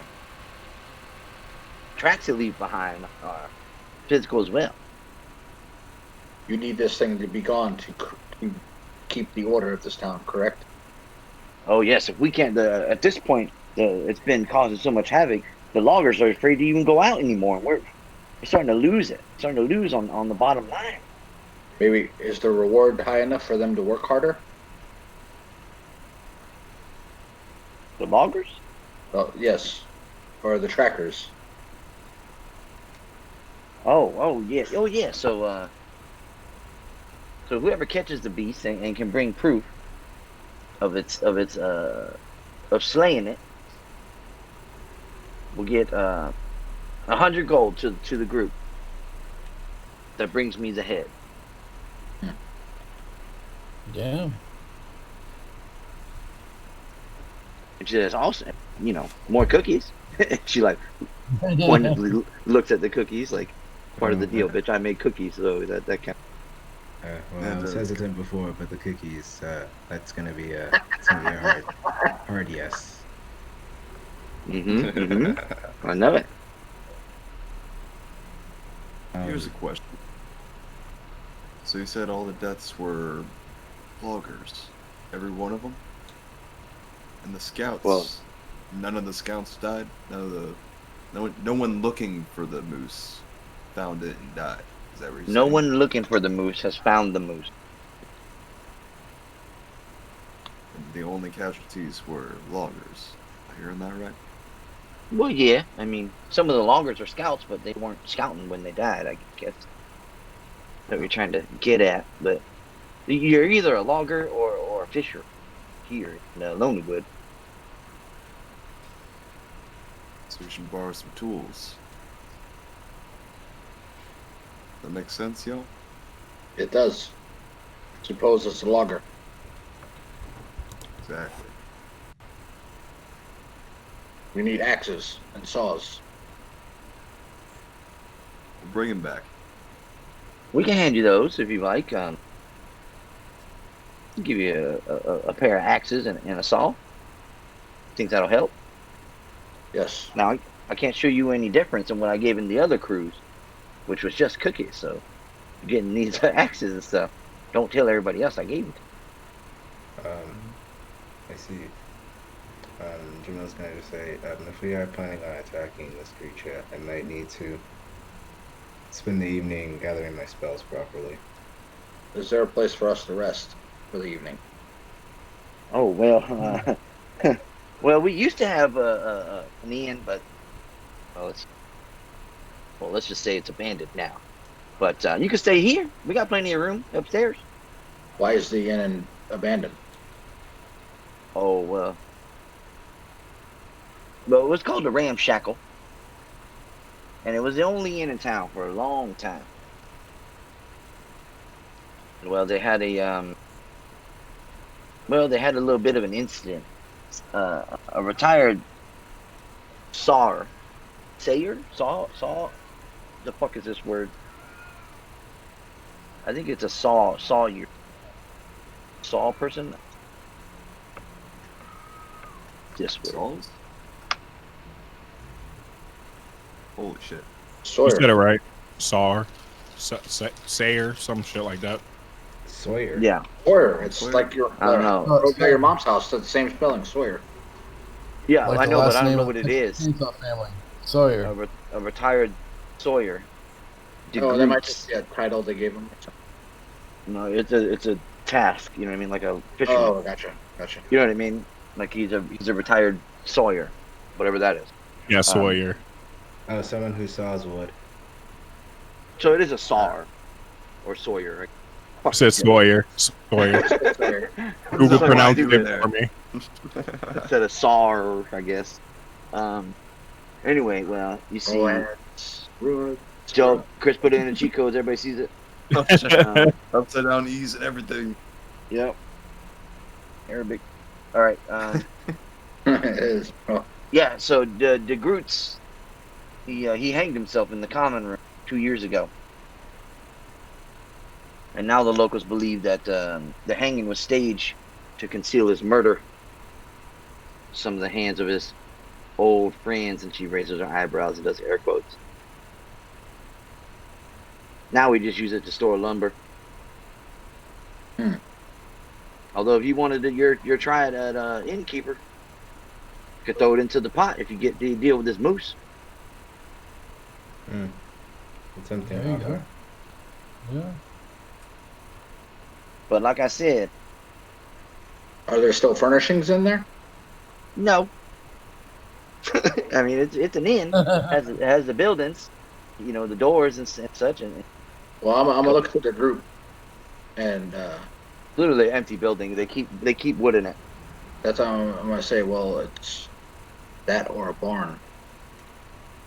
Yeah, at this point, it's pretty much the same thing, isn't it? Uh-huh. What? One has hay, and the other one has wood. Are there animals in your barn? Yeah. Barn. Correct me if I'm wrong, but the halfling did offer us their home to stay Yeah. for the Just night. stay. Right? Yeah. Oh yeah. Yeah. Oh yeah, no. Really? Okay. Yeah. She said you could stay upstairs. There's plenty of room. Oh, Yeah. gotcha. Yeah, I didn't hear that that's what part. she I'm sorry. was saying for that. Yeah. Oh, I'm sorry. Okay. Yeah. No. So she's more than willing to let you stay for the evening. If you want to head out the next day. That I'll graciously thank her for her hospitality, especially the cookies. Where? Oh, of course. What time do the loggers head out? Oh, well, And what time do these murders happen? there's different crews and different times of this. There's no real system Primer. to it. Gotcha. Yeah. Sometimes they're days apart. Sometimes they multiples in the same day. Hmm. But it's not. The people who do the logging here in Lonelywood, they go out and they do their work. We don't. There's no real schedule, so to speak. Usually out there every day, or as long as they can be. It's like we're doing a hard day's work of logging. Maybe we'll find something. I don't know if I'm cut out for this kind of work, though. You're I'm gonna not sure you are. I'll turn and look and say, you could be the supervisor. You could be the cashman. Big job. You get to be the cashman. Right? Oh, shit. Yeah, I'm not, because my guy's kind of hoity-toity. I mean, yeah, I think that'd be more fitting, I'll say.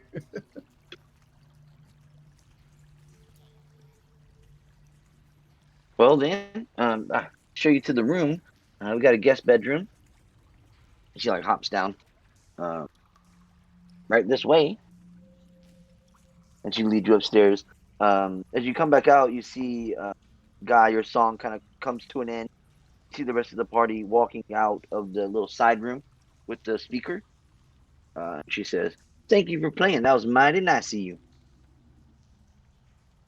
I tip my mask. She says, Not off. "All right." Yeah, she says, "Now scurry, kids! Shoot, shoot, shoot, shoot!" And she like shoos the kids away and begins to lead you guys like up the stairs. You go up the stairs and then there's like hallway to the left and to the right. She takes you to the right, and down at the end of the hallway there are double doors. She pushes those open and inside here's like guest quarters. Right, there's a little like sitting area similar to like a hotel, right, like a modern hotel. They have like a little living room area, and then in the back of the large room, or like a studio apartment kind of, we'll see like a few beds. She says, "Well, you guys can bunk here. If you need anything, just holler. One of the kids will answer, or if I'm around, I will." Thank you. Appreciate that. And cookies in the morning. As she like walks out. Lovely.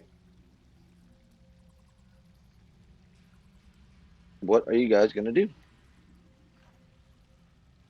I mean, I guess if what time is it at this point? Yeah, in the day. Well, you went. It'd probably be late evening. Okay, so it would be late. Okay. Yeah, because you went and then you went back to the cave, right? That's right. That's Spent right. some time down there. So I think you went to the cave for the second time in the afternoon, so around like 2 or 3, as the aurora borealis lights were fading. That's right. We did. And then you walked back to to Tourmaline, dealt with him, took an hour, 2 hours out. So it's probably about 9 o'clock. Yeah, 9 or 10. 10 o'clock after your shopping, wandering around Lonelywood. Now you're speaking. You got to finish speaking with the speaker. I mean, at this rate, I'm just gonna start doing my nightly rituals of, like praying and cleaning and all that stuff. Just kind of getting settled in, and I guess just get ready for tomorrow. Okay.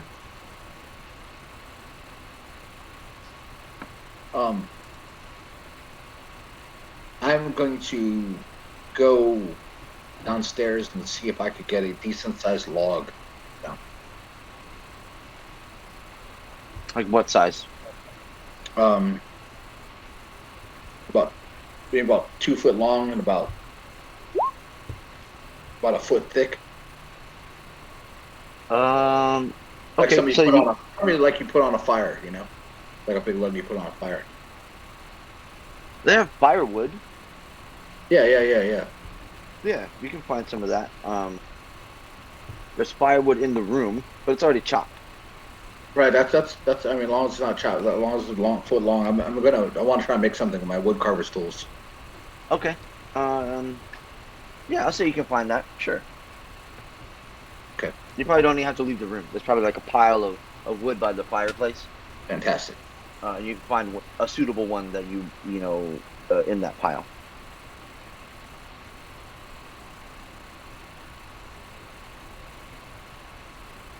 You mean the gem? Yes. Okay. Okie dokie. Make a stealth check.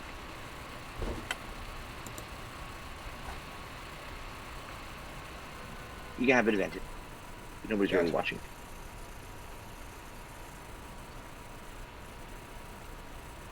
Oh, There shit. you go. You hide it pretty well, you see. Hide that shit like Christopher Walken up your ass, bro. Oh, yeah, son. For 7 long years, bro. Yeah, the pocket watch.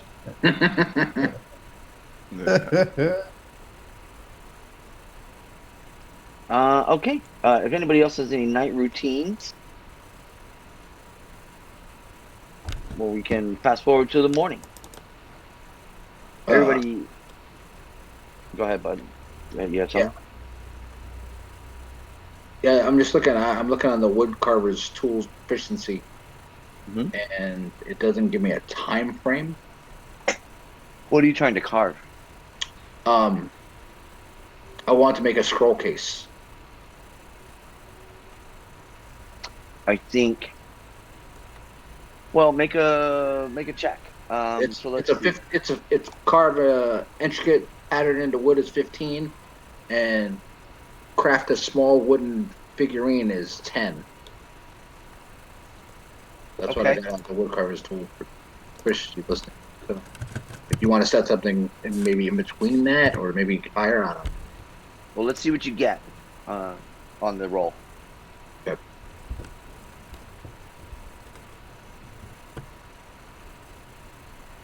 Yeah, what skill do you want me to use, or what? Dexterity. Use dexterity. Okay.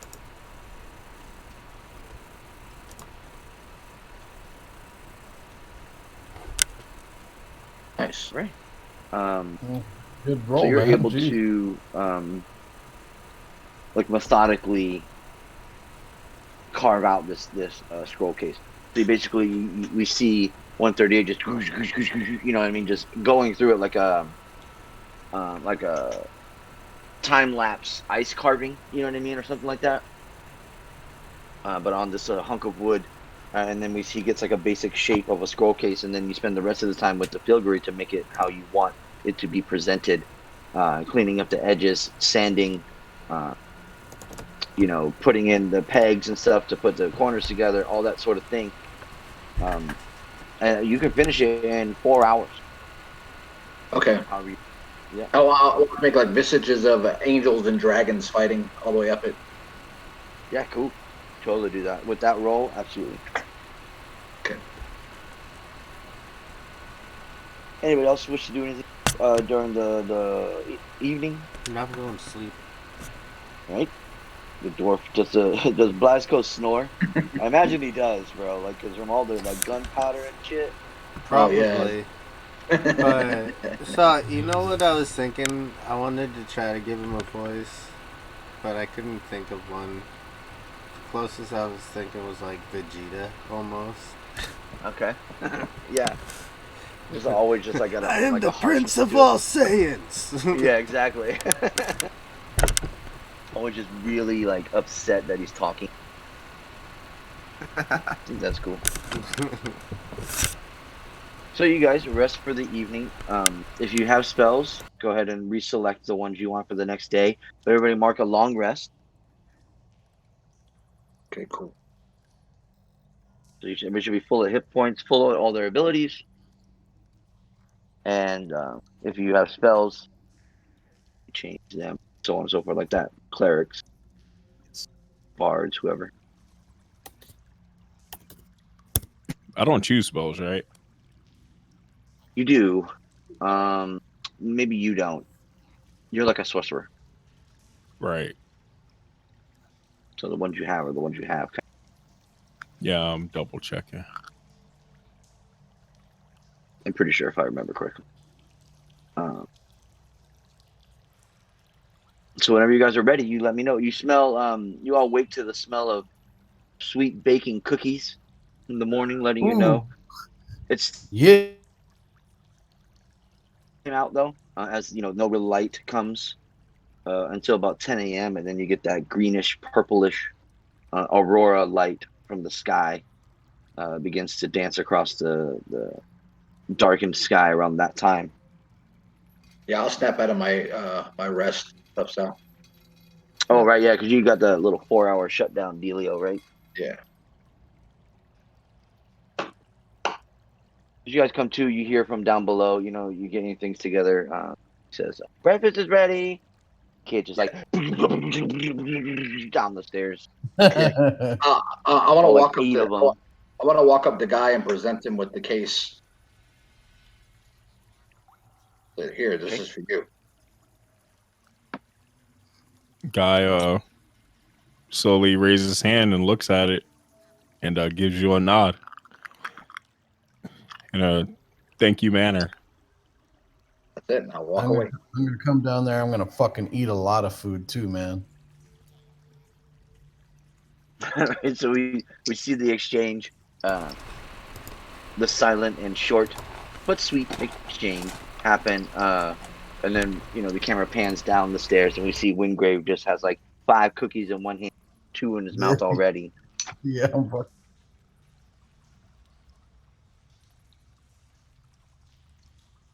Bro, when was the last time I had a yeah, couple cookies yeah, in man. the pocket. Yeah, bro. It's hard out here. Long way away from Waterdeep. All right, I'm gonna take a couple of cookies to go. Yeah, man. Okay. For ration wise.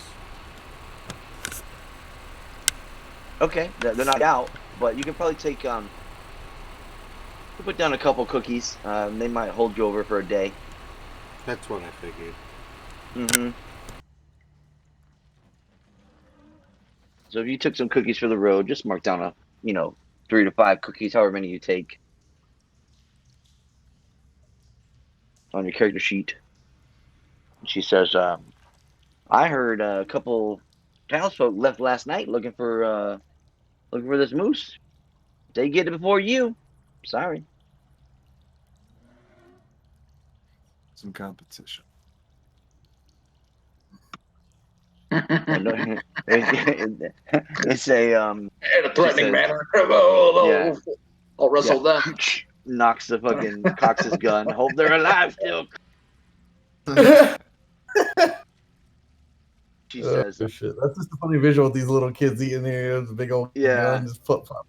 A bunch of swords and you know what I mean, just weapons everywhere. Well, it doesn't seem like any snow has fallen yet. If you hurry, you might find some tracks. You see like a bag by the door that has 2 like wood axes.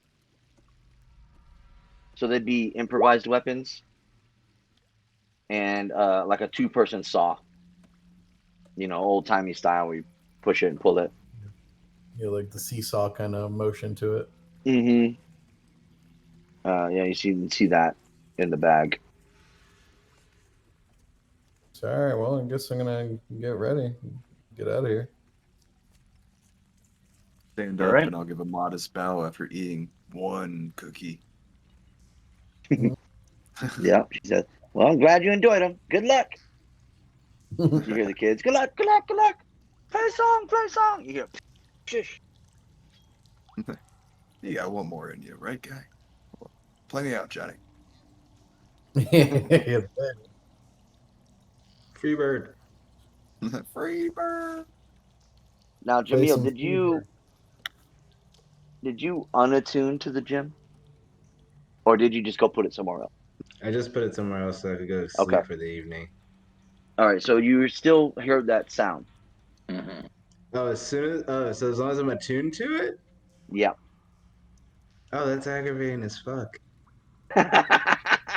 Sorry, Charlie. Is this a cursed item? No. I like all of Meal's items to be cursed items here on 4th. No, I'm just kidding. No, it's not a cursed item, but it does because you have to be like psychically in touch with it. Okay. And because you heard like the resonance like of it before you attune to it, and then when you attune to it, you could follow that train psychically down. Now you get a sense of where it's coming from across Icewind Dale. You know what I mean? Oh my god. We're gonna have to just go at some point. Or I'm gonna have to unattune, one or the other. Fuck that. All right, you guys head out. Zach, concentrate on this for an hour. That's a terrible idea. You head out. What's the plan here? I mean, you got your saws, you got a couple axes. You guys are heading out to through the woods. We'll put you over here in the middle of the woods. You head out that way, we'll say. What does it look like? How are you guys going to try and find this moose before the other? We're going to go logging. I have a plan. Any log. So I'm looking at our tool proficiencies here, Sal. and Okay. just proficiency skills you can use, how you can use them and stuff like that. Mhm. So I have herbalism as a skill proficiency, and that allows for investigation. When you inspect uh, an area overgrown with plants, your proficiency can help you pick out details and clues that others might miss. And then wood carvers, um,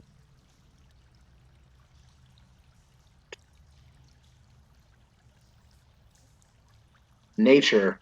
Your knowledge of wooden objects gives you some added insight when you're examining trees. Um, so I'd be looking for any kind of like stomped, like extra stomped in grounds, or like um, I can't think what they call it when like deers and moose like shave their horns against trees and shit like that. Okay. Yeah, I did that. That's marking territory, isn't it? Well, I think they're also trying to shed their.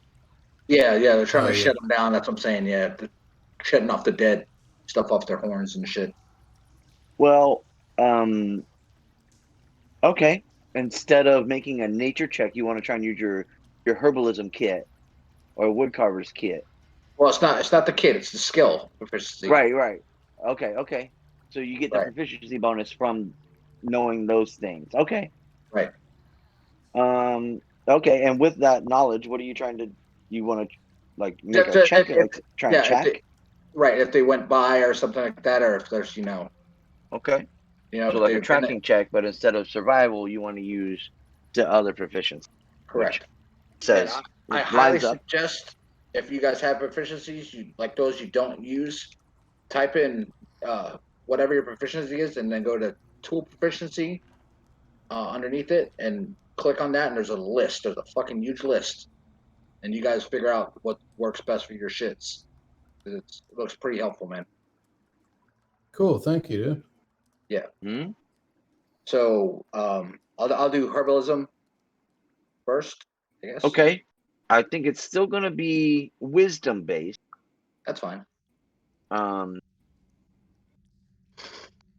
because you know your the kind of tools of the trade or the knowledge of the trade, right, that you possess is what's Mhm. kind of leading you here. So you can make a wisdom Sure. woodcarvers. You said woodcarvers or herbalism? Herbalism first. Okay.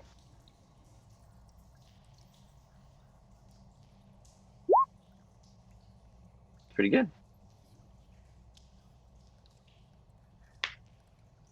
And then if I see something that's like um, looks out of the ordinary or something like that, I would ask somebody who had survival or nature to maybe identify markings or something like that. Hmm. I got survival, but I'm not sure somebody has it higher than me. Yeah. So you find a good trail. Like first you find tree mark. This is the one with the tree markings, or is that the woodcarvers? The wood carvers are tree markings Okay, so this is the one that you find like shit on the on like the on the trampled. ground. Yeah, Okay, yeah, foliage or whatever. right. So you see like footprints in the snow, and then as you get deeper into the wood, you follow those to where like bushes and stuff have been trampled on. I'm basically looking for a big fat moose knuckle. Yeah, turn around. There's Johnny's face. Yep.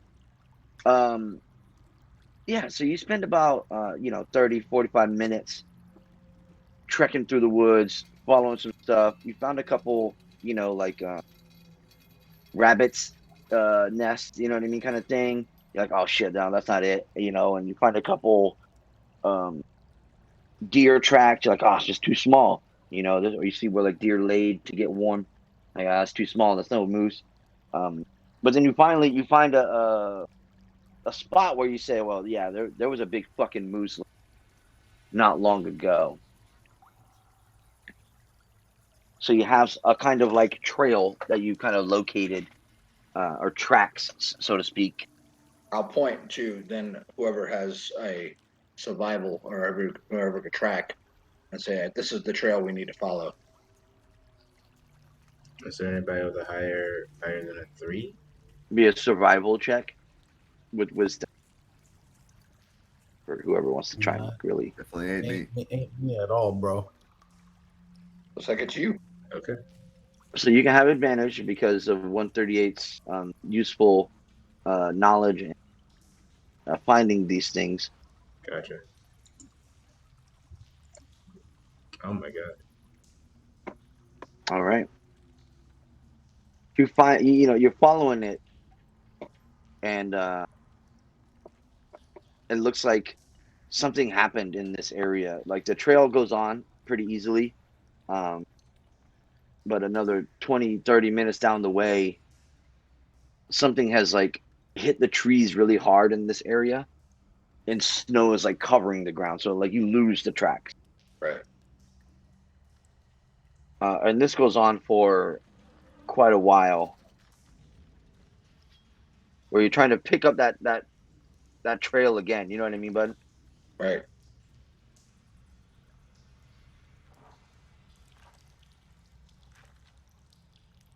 You know what I mean? You're doing all these things. You're like, fuck it, whatever. So you start looking again. You go back, try to trace your steps, so on and so forth.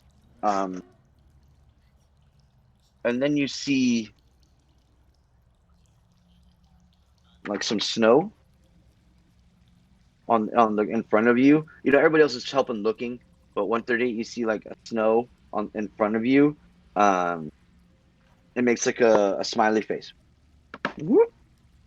What? Yep. So it looks like somebody on like this on the snow on the ground in front of you. Somebody has drawn a snow smiley face. I'll bring that to everybody's attention. Strange. Okay. What? You all look over and you see somebody has drawn like 2 vertical lines and a curved horizontal line in the snow in front of 138. How fresh is this? You I'll saw look it through. happening. You saw it happening. Oh. Okay. I didn't understand. I'm like, there's something invisible nearby. And I'll point to the smiley face. I watched it being drawn. I said, come out. We just want to talk and maybe rectify the situation. I'll have my hand on my hilt. I'll be barehanded. Okay. That's stealth check. No. So you guys are standing around, and from like the tree branch, like kind of near 138. Like the moose is in the trees? No, we see like Spider moose. like the camera for the TV show zooms in on this small little white creature that has like a humanoid shaped body, made from snow almost, or very very akin to that. Like a porcelain like mask on its face, and it's getting like this snowball built up in its hand, and it like goes. Okay. Yeah, it goes to chuck the snowball. The camera pans back, right, and we see it go to chuck the snowball at 138, but it made the snowball too big for itself. It's really small, this creature. So when it goes to like, pull it back to throw, it tips off of the branch, and everybody hears the crashing of the branch and the creature into the snow. Good. You see one of these creatures laid into the snow and stands up. Oh yeah, I called it. Oh, I knew it. It stands up, looks at you, Awesome. looks at the ground, looks at you, and then like dives into the ground, into the snow in like a little puffball.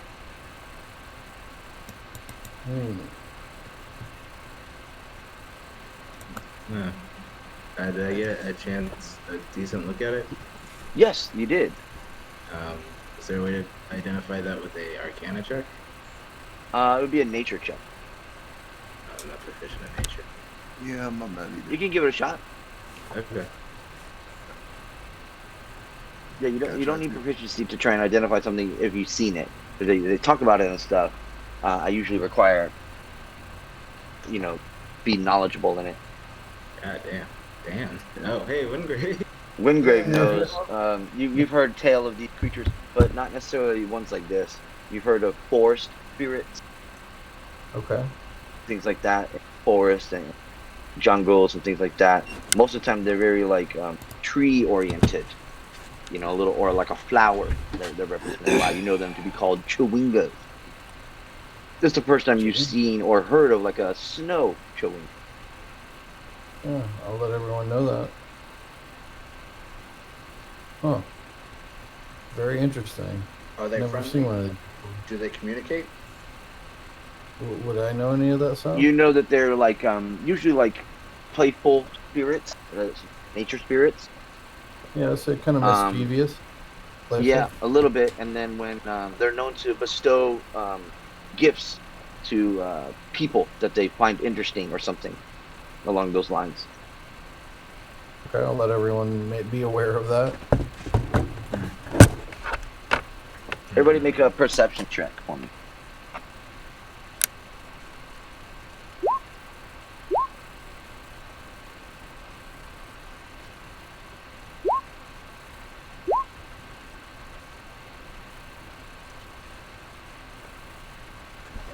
Okay. Jamil, Wingrave, and 138 see the creature. Right now, it is in between 138's feet and is like trying to, quote unquote, like tie your shoelaces together. Don't wear shoes, bitch.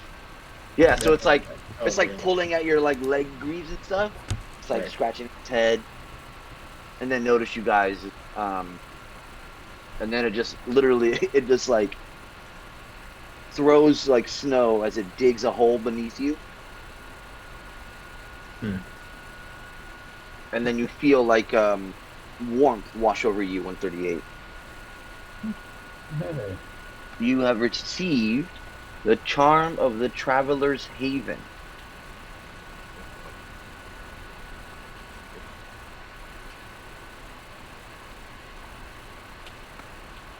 This charm has 3 charges.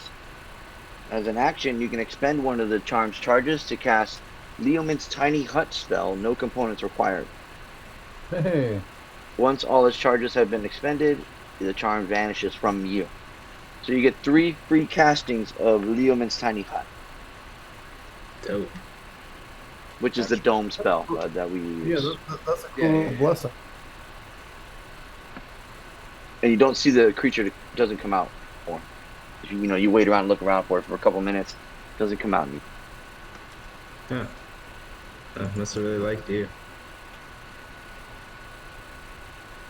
Wingrave got the knew about them, right? With the nature check. Yeah. You can Yeah. probably guess Wingrave that it was because of his unique form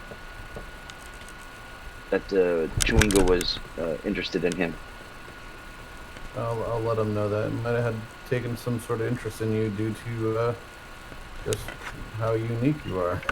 and I'll kind of pat him on the shoulder. I'm gonna pull out one of those cookies I lifted, Mm-hmm. and I'm gonna put it forward, and I say we're looking for a large destructive moose. Can you help us? It's gone, dog. We Thought see it was we see the cookie, like, because they're like halfling shaped cookie. Basically, they're like gingerbread cookies. Right. So we see this humanoid cookie, like go to like walk wherever you put it. Right. I just put it like down wherever we could grab it. Yeah. So it like stands up, facing you like sugar side up, and then like begins to like straight legged walk one or the other like a dresser into the shrubbery ahead of you. I'm gonna follow it. As you follow, you see it's now like 3 or 4 shrubs away, standing on a branch, like a branch of a tree above the shrub. Standing there, and it turns and like hops off of the branch ahead of you. It's probably about 30 feet away from you at this point. I'll walk up that way. Okay. So this kind of goes on where it's like you didn't play Breath of the Wild, but when you got to find those little like acorn things and they disappear after you find them, but they're somewhere in the vicinity and you go over there to find it. Sure, Um, sure. That kind of like leading you on a trail like a will-o-wisp kind of thing from Brave or whatever. It does that for a while.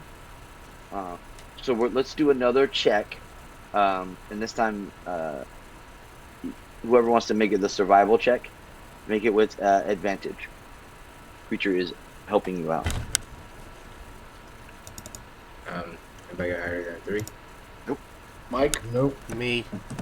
Mike Oh, goes. okay. So survival check Oh, was pretty nice. good. Nice, Blazko. Really good. And with the help of this guy, I'm thinking of those little things from what's that anime with the Spirited Princess Away. Mononoke. yeah. Princess Mononoke. Yeah. Princess Mononoke, yeah. That's exactly what they're like. Yeah. Are they that At least size? in my head. Yeah, they're really Oh, tiny, bro. They're that's literally cool. like Thumbelina size. Yeah. My daughter's got that sticker on her car. Thumbelina? No, the little the little Thimble. The Michael, fucking thimble on the car. the Big Michael Monopoly Jackson, player, is she? fucking, Michael J. Fox, not Michael Jackson. What are you talking about? I was thinking of the little white creatures that shake. Yeah. Yeah. Yeah. Little rattles in there. They made it look like him from Mm-hmm. later Zelda games. Know what you're talking about, me. Okay, so They've just seen one out in the yard. you follow the All the tracks, and this creature leads you to like a fresh track in the snow, moose prints, and then you don't see the cookie anymore. And then with Blazko to help and everybody else working together, you follow these moose tracks. The tracks lead to a large circular indention in a snowy hillside. So as you walk out of the wood, you see a hill in front of you, and then there's a structure in front of the hill. Kind of like cuts the hill half, right? You see the like a sheer face cliff now where the hill used to be. Now the structure is there, and then the hill's behind it. All right, so rising from the middle of this circle is a triangular gnome. I think it's just called a gnomon. I think it's just called a gnomon. That's That's how you pronounce it. Put it in No, the chat. it's a gnomon. Yeah, I guess A triangular gnomon of beautifully carved crystal that stands 20 feet tall. A 10-foot tall high berm hugging the circle's eastern edge has evergreens growing around it and atop it, sheltering what looks like a sarcophagus buried under snow and enclosed by a half circle of pale blue crystal pillars. North of this berm is like a basically I think of berm like thicket kind of thing, or like a shrubbery. You know those kind of like lattice work shrubbery shit. Anyway, that's what I think of a berm. Say berm. No. North of this berm is a delicately carved gazebo made from marble, and south of the berm is a row of outward-facing white marble statues atop granite pillars.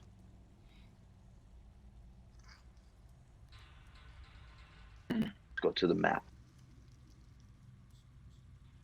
So you guys are up here in the top corner. So you guys left in the morning. I'll say it's as bright as it's gonna get. So I'm gonna put it on daylight mode. Because the area is kind of lit by the aurora borealis. So it should extend everybody's vision. Can you guys still see Yeah. everybody? Yeah, that was everybody, Oh, there's a right? giant ice face right next to us. Kill Yep. Yeah, right. Get it. Yeah. So this is the what I call it, Bram or Brum. Berm. Yeah. Here. North is the gazebo. These are the rows of marble statues outward facing. This facing to the south. You also see a statue. Oh no, I'm sorry. They're facing. These statues are facing north, I believe. No, I'm saying it wrong. Yeah, no, they all face away from the thing in the middle. That's right. So they face south. But this is what you see.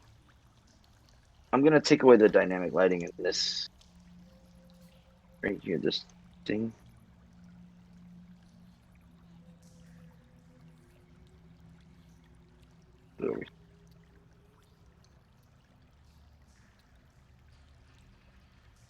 Okay.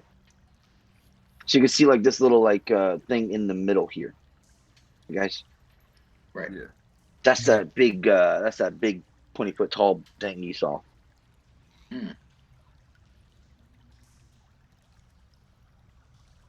You're free to roam about.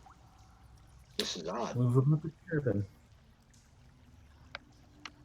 It looks like Winter Wonderland, like with the crystalline gazebo, marble statues. I can investigate all this shit over here. You're heading over there to the gazebo, and then I'll give you a little description. 138 and Hugh, if you guys want to hold up right there, I'll give you a better description of that area. Let me get to these guys first because they would have got there faster. Sure. Yeah. So this gazebo sits an unlit stone brazier. Its bowl is 20 inches in diameter, and the brazier is full of snow and pine needles that the winds have swept away from the gazebo's polished marble floor. Like it was lit.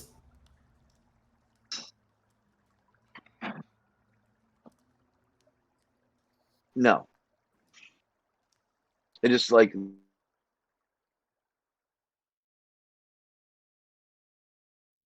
there's like and snow got into the brazier from wind.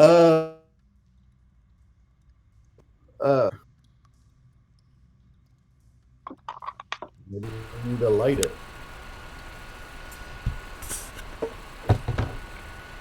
Don't know what that'll do, but thought. Worth a shot. Would you care for me? Would you like me to? Peace, yeah. We need any help, right? No, I think I got it. Create bonfire. Okay. Well, that'll do it. You throw a bonfire into the brazier. It goes lit with red flame, as you expect. It stays there as long as your bonfire stays there. I didn't see any changes anywhere else while this is happening. Make a perception check, and then I'll just give you the description here. So this area here that Hugh and 138 are on, these stairs go up 10 feet. So this this is 10 feet above the ground. Okay. Right, and over here is the hill, and here how's like you see this side is like carved out of the hill. Yep. That's what I was saying before. So there's literally just this area, and then hillside goes up from there above. Okay. You're right there. So atop the eastern berm, I guess that's what this is. The whole platform is the berm, I guess. Yeah. It looks like a spur. I don't know. Whatever. It confused me. It confused the shit out of me when I was reading it. Yeah. I am learning things tonight. Atop the eastern berm, a granite sarcophagus rests in a half circle defined by 5 crystal pillars. Clearing the snow off of the lid reveals an engraving of a brazier. You also notice a carving near the top of each pillar. From north to south, these images depict certain things. You have to get a little closer to figure out what they do. Yeah. So you can see like on the sarcophagus is a brazier that's similar to the one over there. And on these pillars, as you look, in from north to south, so this direction, One to the pillar, There's- if you would. they're right next to you. These things. There's, Yeah, okay. there's 5 of them. You see the little Okay. semicircle. Yeah. I think they might have dynamic lighting on them, or is it Yeah. blocking your? Like, Oh, you're okay. letting this all over. All right, I'll take it off. That's why when you said 5, I was like, hold on, there's more 5 of those things. Yeah, I'll just put it over here to the side. Okay, I got you. These are the ones. Okay. Yeah, right. Okay, yeah, from north to south, so clockwise, starting at 12 o'clock. You see a depiction of a twig on one, a pine cone on the next, a flame on the next, a feather, and then a humanoid hand, like a severed humanoid hand on the last. Can you put those in the chat real quick? Sure.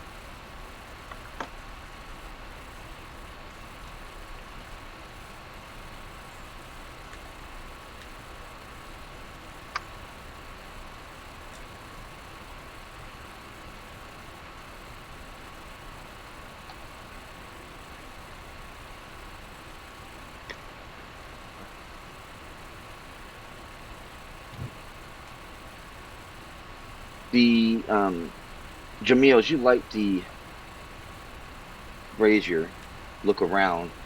No obvious change has happened in the area. You can't really see anything. Nobody's moved. You didn't hear any grinding stone or anything that's synonymous with, look, open secret door. Gotcha.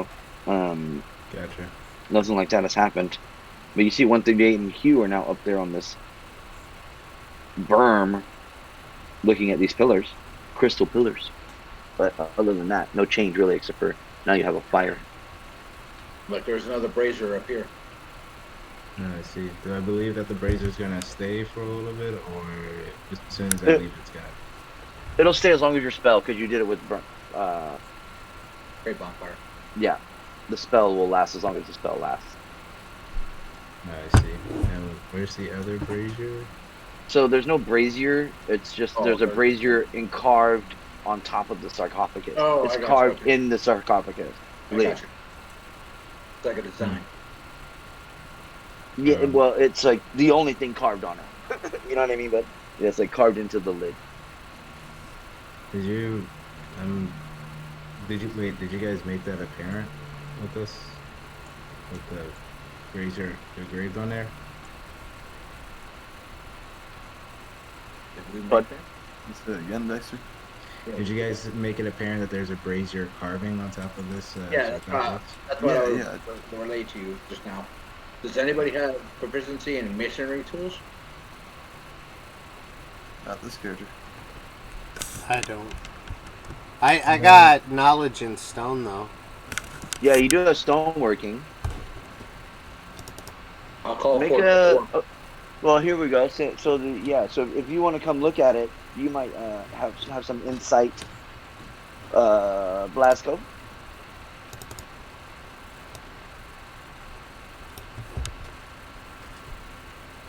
Blazko shuffles up through the snow, up the berm. Make a. You see it. You just see it as I described it. A sarcophagus with an engraving of a brazier on it. Make a history check with advantage. And are you? What's the proficiency bonus, everyone? 2. So you have a +4. Are you already proficient in history? No. But Okay, I'm proficient in like what's it called? It says I'm considered Yeah, proficient in history skill. Yeah. So just make it. It's gonna come out to a +4 Okay. on your history check. Whatever you roll, +4. So 15. Nice. But here's what you know. You don't really like. This sarcophagus was engraved with magic, not stone, not like manual labor. You can instantly tell that with your knowledge, Blazko. and also the designs and the angles of the gazebo and the crystals, right? And these slender lines. You think that this is elven.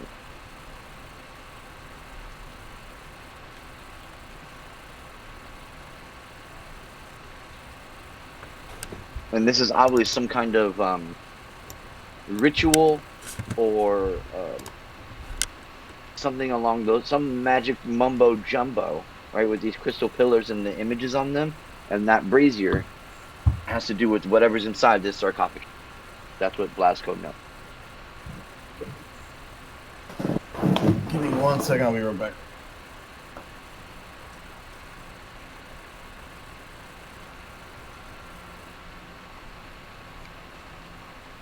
Well, what is it, Blazko?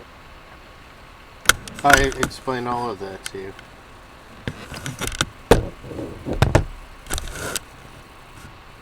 About how it's the sacrificial thing.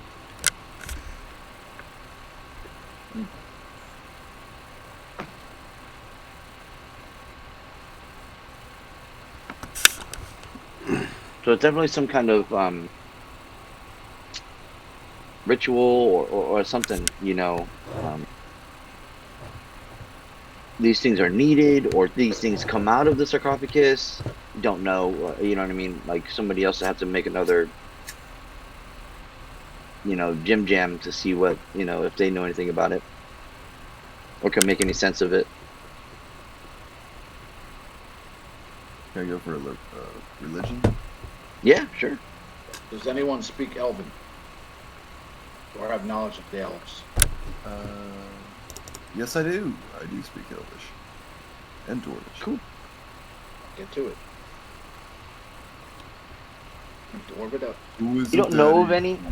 You don't know of any religion practice that this would be pertaining to, but it's definitely a ritual of some kind, and these are the ingredients that are required to open the sarcophagus. That's what Hugh. You're almost certain of it, Hugh. Strange. It definitely is strange. The last ingredient. Human hand? Mm-hmm. You know what I mean? Like, it's got to be old, like old elven, to have those kind of that kind of ingredient involved in the magic. When they're at war with the humans. Yeah, whenever they pull out big magic. Right, that kind of shit. Yeah. They died. Maybe you don't know specifics, you know what I mean, but What are these statues depicting? yeah. You're looking at the back of them now, but if you head over there, Yeah, I will. Over there. And that's the 5 more statues. pillars right here, right? Like right where I am. No. Those were the dynamic lighting that I moved over there. Those are the. Oh, okay. Yeah. Those are just little rocks Yeah. in the ground for now. Don't worry about those. That's peculiar. Yeah, well, I thought maybe like if you guys got into combat out here, I'd want to put them back, you know, but so I didn't want to delete them. Yeah, so those little marks are nothing. Gotcha. I'll move them somewhere else, actually.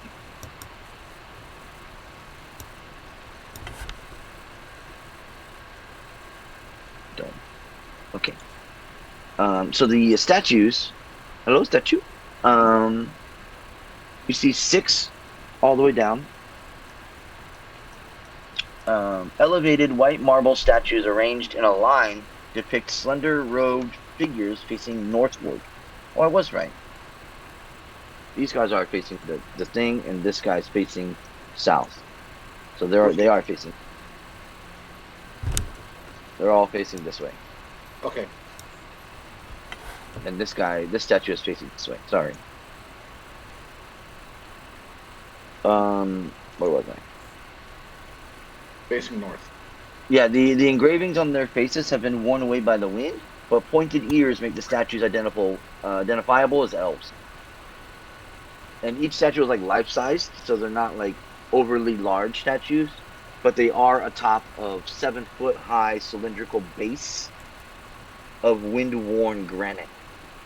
Oh, so the heads of the statues like 13 feet off, 14 feet off the ground. Right. Mm-hmm. Okay.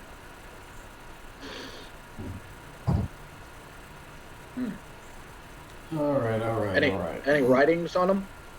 No, none that you can, none that you see. Okay, and these things are trees, right? Or shrubs or Yeah. bushes? No, they're trees. They're full on trees. Okay. All those little marks are trees. This one, this one, this one. I said there's a row of unidentified elves over this way. Is there any great engravings or language? Negative.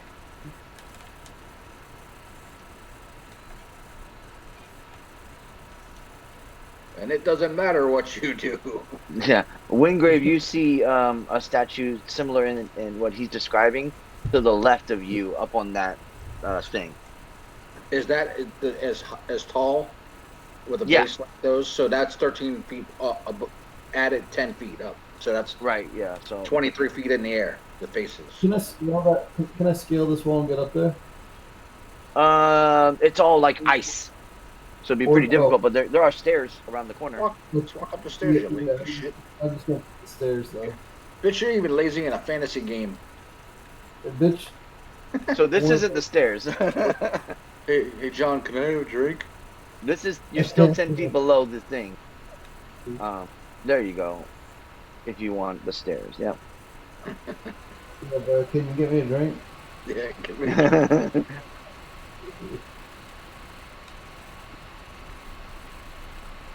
Blazko, you're looking at the thing in the middle.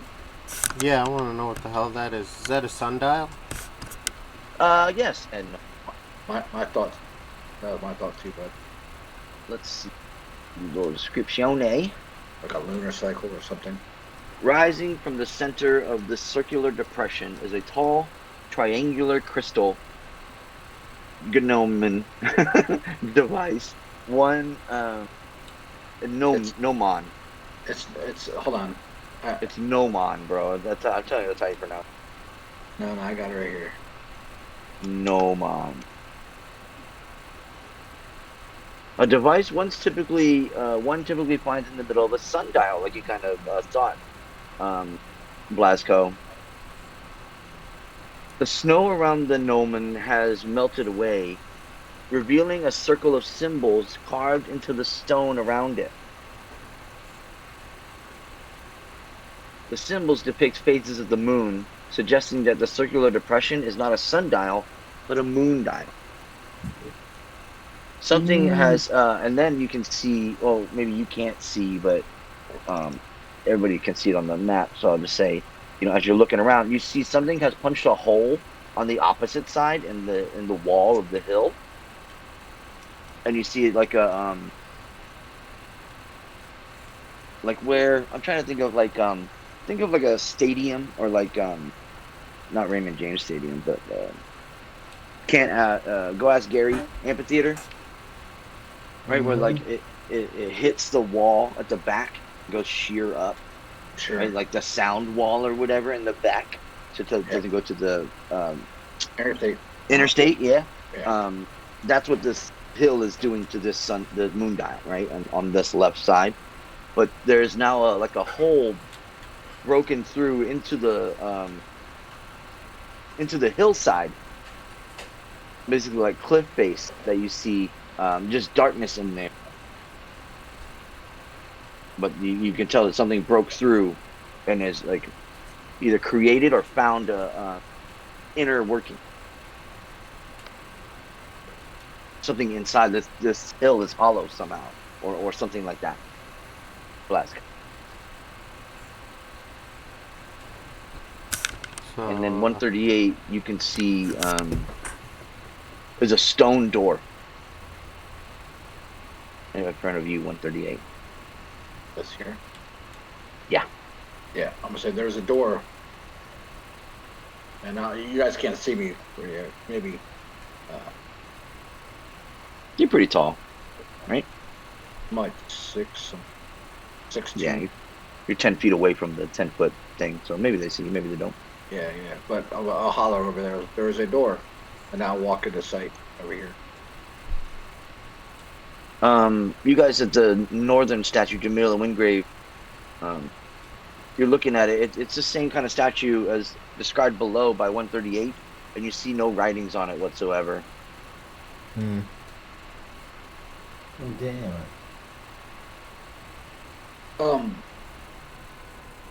Can we see the symbols of the moon on the ground? Clear? Yeah. The snow has been freshly wiped away. Is there possible to see what cycle we're on in the lunar cycle right now? Yes.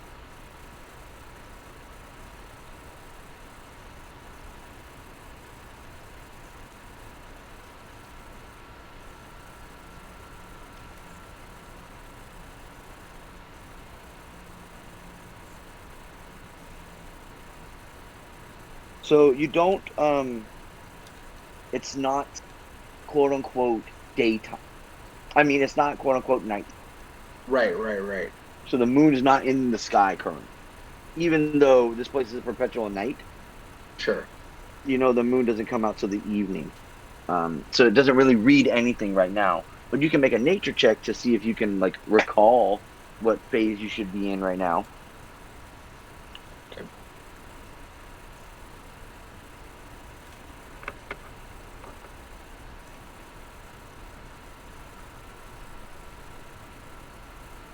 Yeeks. Yeah, no idea. There's no moon in Sigil, so I'm not familiar with it.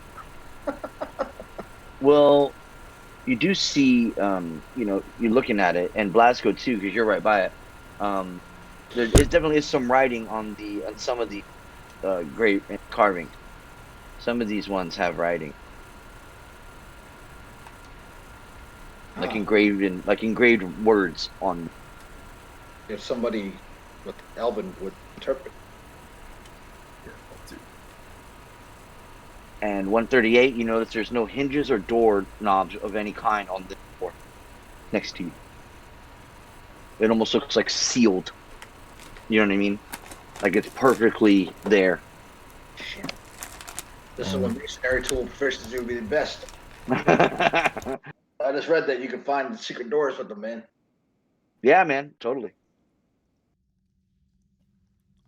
How high is this area? The gazebo? It's Yeah. only just a few feet up the ground. All right. And then with these here near the sarcophagus, you said these are just pillars? Yeah, so these are crystal pillars Okay. that go around here. They're made of like a blue crystal, and they have engraved images of those ingredients on them. Did we figure out what ingredients? I'm sorry. Yeah, it's in the chat. Yeah. It's, I see it. Yeah, there you go. And it goes from north to south, as it says. So, like this. And on top of the sarcophagus, I don't know if you heard this part, Chris. On top of the sarcophagus is an engraving of a brazier, like the one in. On top of where? Carved into the sarcophagus. Right, like the gazebo. Brazier. Like you would see, the pharaoh's face on an Egyptian sarcophagus. Instead, on this one, all you see is a engraving of a brazier. So my thought would be if we had the components to put on the altar, the little pillars, and then lit the brazier. Possibly would have.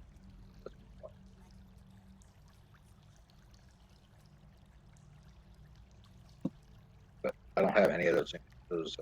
I'll check out the engravings on the moons. Okay, do you read Elvish?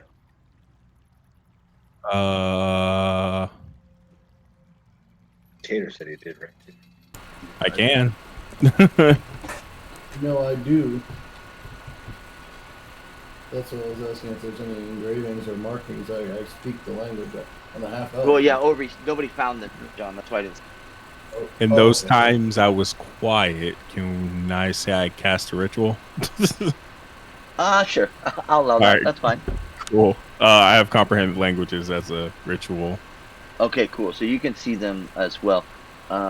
So Wingrave, Hugh, and Guy are looking at these. The only writings that you found were on these. Oh, excuse me. on these moon carvings in the ground with this moon dial. And it's only a few of them. There are around the full moon symbol, which is the one by Guy, All right, mark that one if you guys would. and the two half moons. So the one by Blazko, like 3 o'clock and 9 o'clock. Okay. And no inscription on any of the other ones. Okay. And so On which the- ones are which? So this is the full moon. Up here, right? 12 o'clock is full moon. Right. 3 o'clock. And then whatever the fuck is in between, half moon, like waning, half moon, waxing, right? New moon. Okay, so that's a quarter moon. Yeah, 3 o'clock and the 9 o'clock are quarter moon. Or No, these are halves. Half.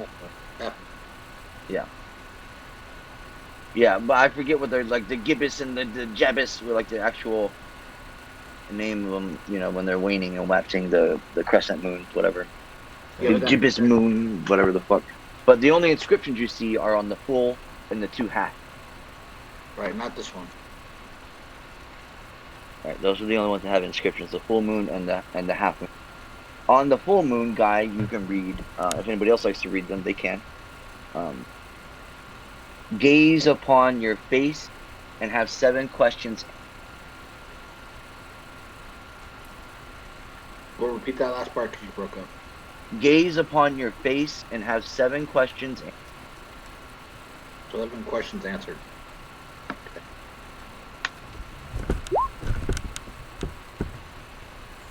And then the half moons say,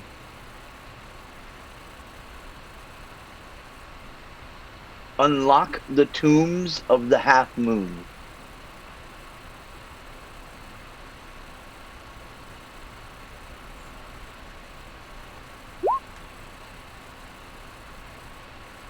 Is it going Read the inscription on the last one? In the chat. I'm saying, where is it located? So On the half it's moon. only on the half, Right, so and then the first one's on the full moon. there's another tomb then. You also see the hole in the cave Right. thing going on there. That's where I'm heading right now. Yeah, over this way. Yeah, I'm heading there right now. See that. Because you know the moon won't come out for a couple hours. Still? Still, like even if there was a normal day-night cycle, the moon wouldn't show up for a couple hours.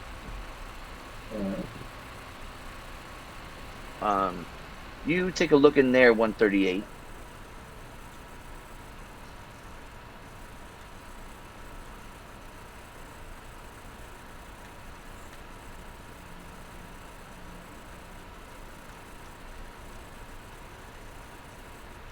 May I enter? No, not yet. Let me give you a description. Okay. So first of all, it opens up and there's a 10-foot drop to the ground below. Oh.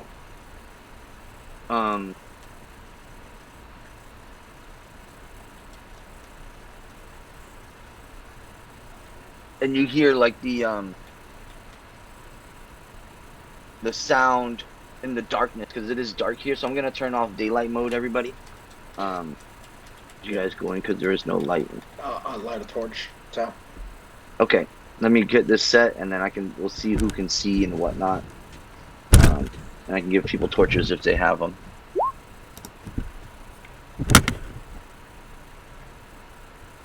All right, so I should have 138. You use a torch. Yeah, I will. Okay. What's the torch? 2020 or 2020. okay.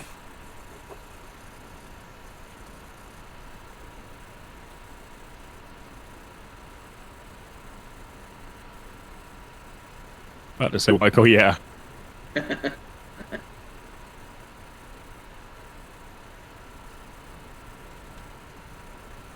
I So this opens up to a chamber below,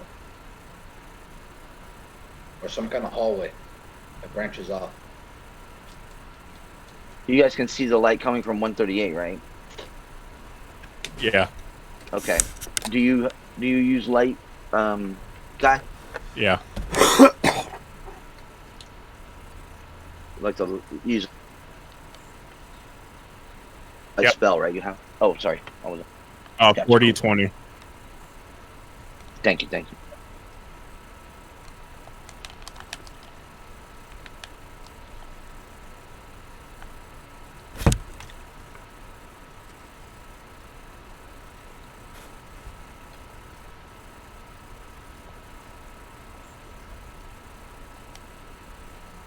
Okay. As the torchlight breaks in there, bud, you smell like animal remain, like animal skin and leavings, things like it smells like a nasty barn. Like a dirty wet dog rug. Yeah. And you hear the like clomping of like hooves. Look at my hooves. My who's Teddy?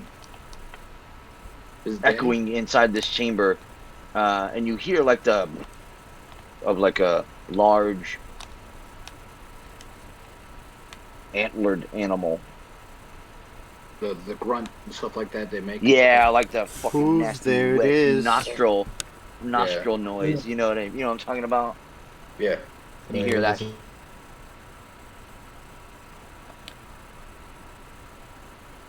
Coming from I'm under just there. gonna motion my hand like to come closer. Now I'm gonna try to do my best to make a like a moose antler with one of my hands while I'm holding the torch, like Bullwinkle. I'm gonna drop down over here. Get your eagle on. Okay, Oh, so you yeah. hop down 10 feet. Yeah.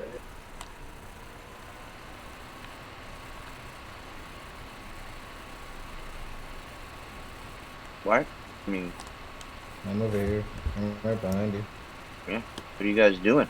I'm gonna look back to Jamel, and I'm gonna motion that I'm gonna step down.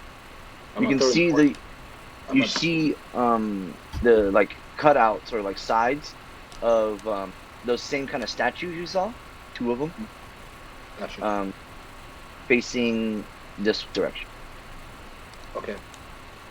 Whatever that means, but that's just the way they're facing. But these ones have like elven faces intact Oh, because they were like not exposed to the weather. You think? gotcha. I am going to jump down. I'm gonna throw the torch down first, then I jump down. I'm going to mentally connect with everybody and be like, I think 138 has found something. We should follow. Do it. Okay. You jump down, bud. I'll step to there. Just sorry, I invite Okay. someone jump down. Oh, it's okay. You jump down the light source. We see. So you guys stay right there for me. That's fine. You guys could have gathered up there. Jump down. We see rabbits, squirrels, even like foxes, badgers, all kinds of different furry animals scurry throughout this chamber. Now that you've like jumped in with the fire, they kind of like pour out the hole you came in. Fucking rabbits. And yeah, and the rest of the group sees this stuff. It's like a Disney movie, you know, like all these different animals that shouldn't be hanging out together, and now they're running away. Out the guy out into the woods. But then we hear the loud bleeding roar of an albino bloody moose like stand up across the room and like scrape his big fucking shovel on this ground here, and it makes like a scratching noise and like a I don't know what noises moose make, but it's something probably terrible. Yeah. And that's this thing you see. Oh shit, son. And What's let's going down? Bro, when I was in Colorado, I went to Rocky Mountain National Park and I got to see a moose. Bro, they're sick Bro. looking, bro. Them shits are fucking. Bro, the legs taller than cars and shit, bro. That's Fucking- disgusting. Yeah, For real. Yeah, they're actually really intimidating. Dude, Yeah, I some of saw them one in a video, bro. I was like, fuck Some of them kill that bears, dinosaur, bro.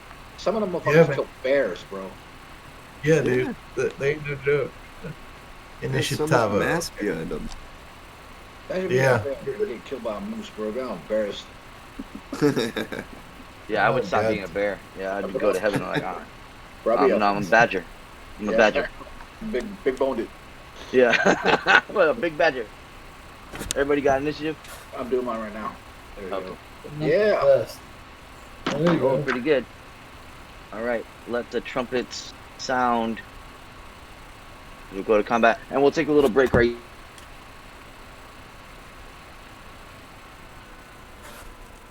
Look and explore some more.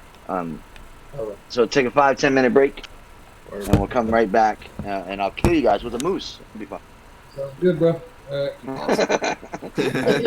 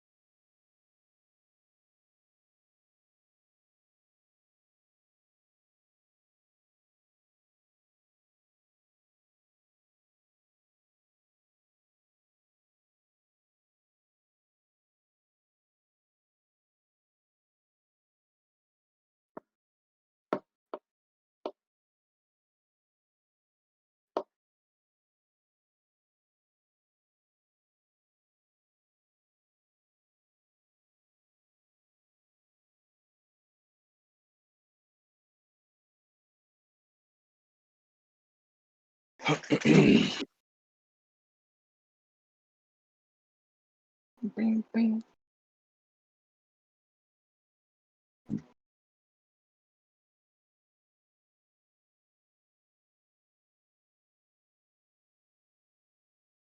We're still waiting on a few, Johnny and Tater. Yeah,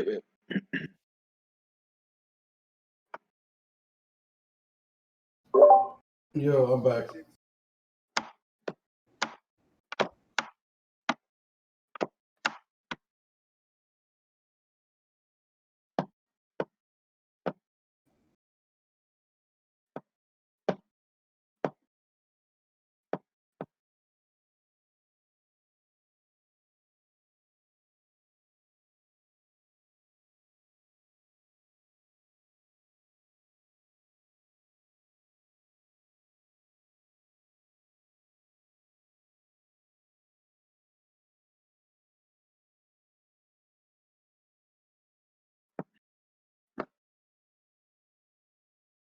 Tater back.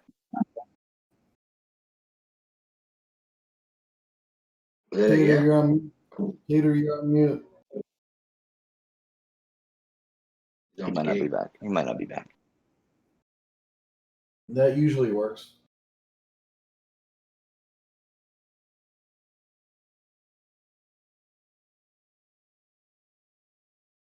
The art for this thing is pretty dope, man. I'll show you guys. Yeah, those look pretty damn cool. That is it. All right. So 138. You get top of the round.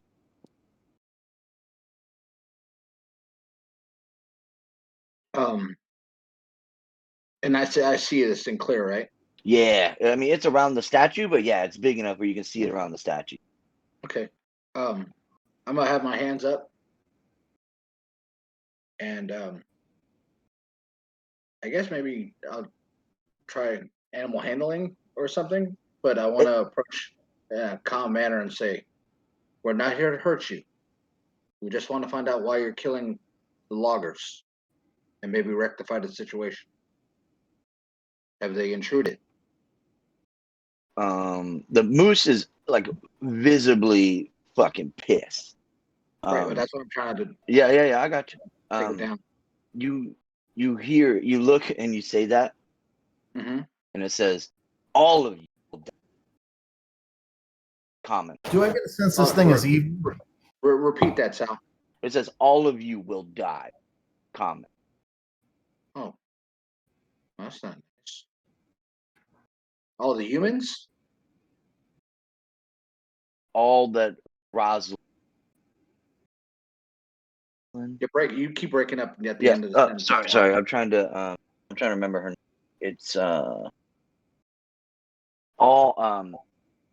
whoever Ravison says. And that is everyone. Reticence. Ravis. That. Revison. Okay.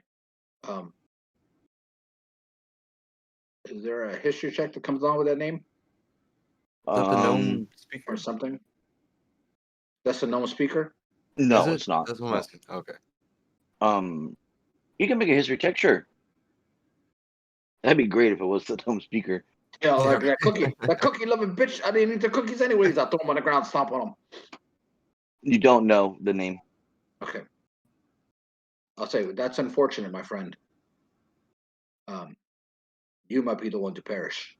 It says for you, and it's like does a little like moves its hooves and shit, getting ready to come. Then I'm going to step here to get a clear shot. Okay. And I'm gonna throw a dart. Hell yeah, you are. Am I in 20 feet? Yeah, I'm just 20 Yes. feet. Yep. Okay, awesome. Here it comes, bitch. This is a warning shot. See it. Kaya! 22, bitch. All right, that hit. The dart of death, bitch. 5 points of piercing damage, son. Right. And then I'm going to look over here. So it's 5, 10 back. and I have 10 more feet. Can I climb up that wall or try to jump up somehow? I mean, I'm Yes. 6 foot. Okay, I can get up there. Yeah, but I need a check. How do you get up? Basically, I'm gonna do it like I'm gonna take that 10 foot I just moved back over to the wall and do it like a running leap and try to leap up to the and pull myself up. You know. All right, make an athletics check.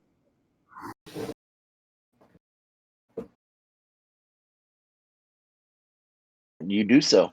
And now I'm gonna kind of like roll out to there, and like he's not in the best of moods, and he speaks.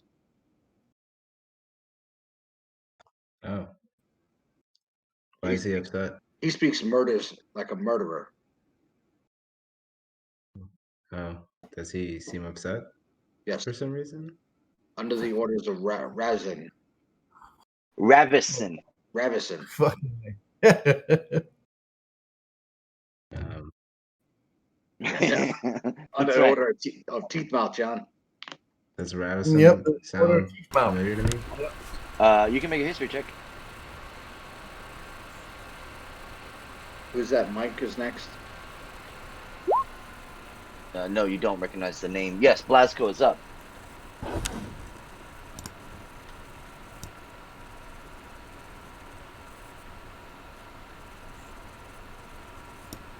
You got Blazko. Okay, going in. You gotta hop down there. That's 10 feet. That's 10 feet down, buddy. No, it doesn't ring a bell for you either, guy. You can do you want to like do like a roll or something, Blazko? That's gonna look fun. Yeah, that's fine. Okay. Make an athletics check to see if you can like soften the damage or avoid it, because it's a pretty big jump.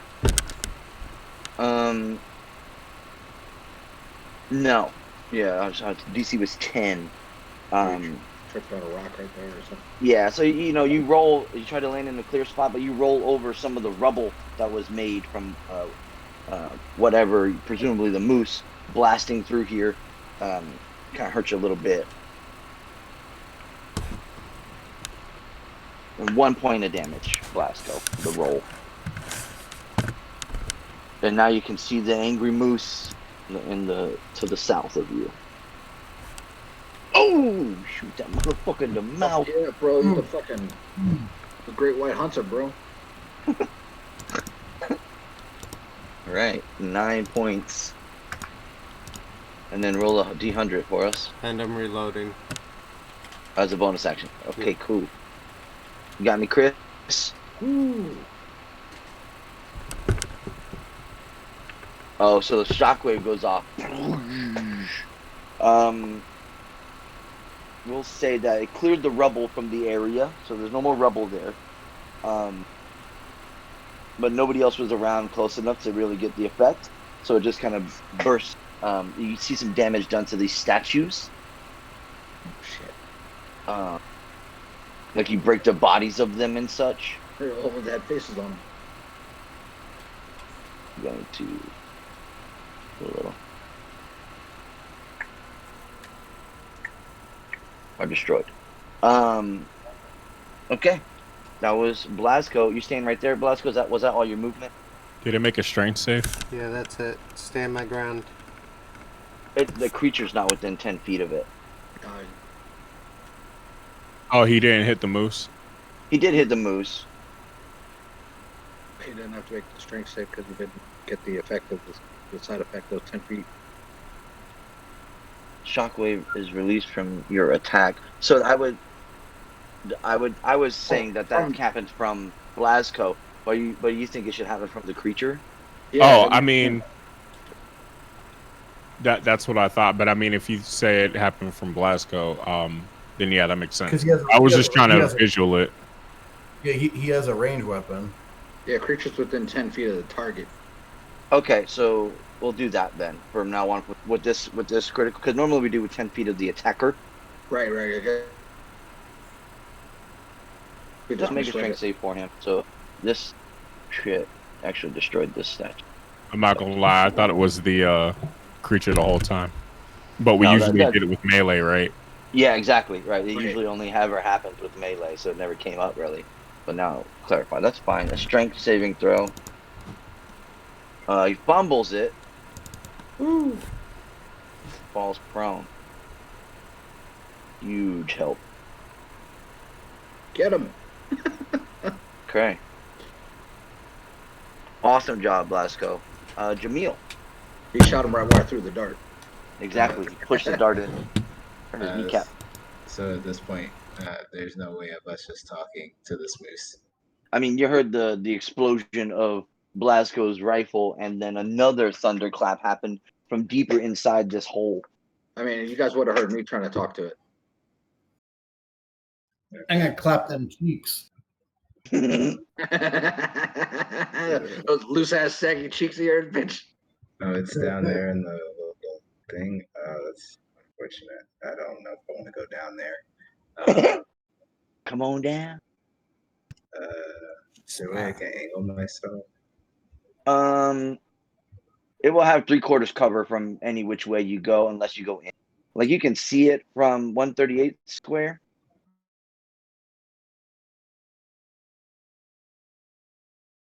But there's that too. I'm still gonna give it 3/4 cover from that position. On the round of the building. Yeah, exactly. So you can do like you have line of sight, but if you're like gonna attack it, it has 3/4 cover. Gotcha. And it is prone, so that will give you disadvantage on a range attack. Yeah, so it wouldn't be worth it. Yeah, it's not worth it. Fuck. Let me see. There's nothing I can really do for you right now.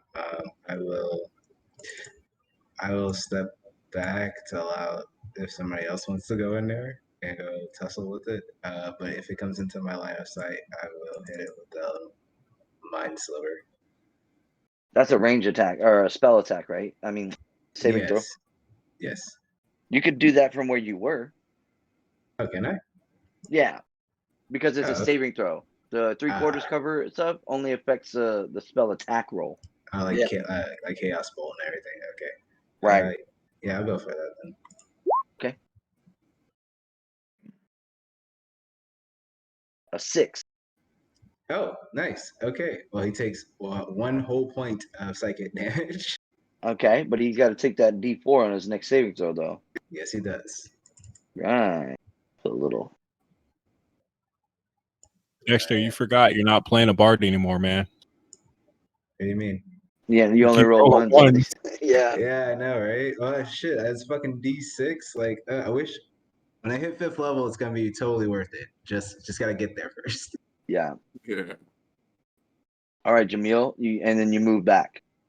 Yeah, to allow anybody else who wants to come through. All right, guy.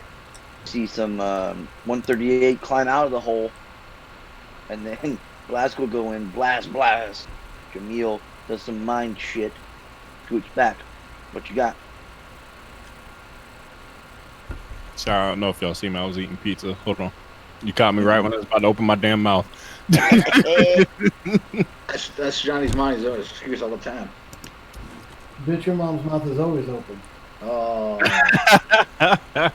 Oh, 7-Eleven. come over here. Oh, damn it. And hold action to fire when I see the deer. I mean the moose. Okay, in my gotcha. Cool. Windgrave. All right. I am going to fucking bonus action this ability.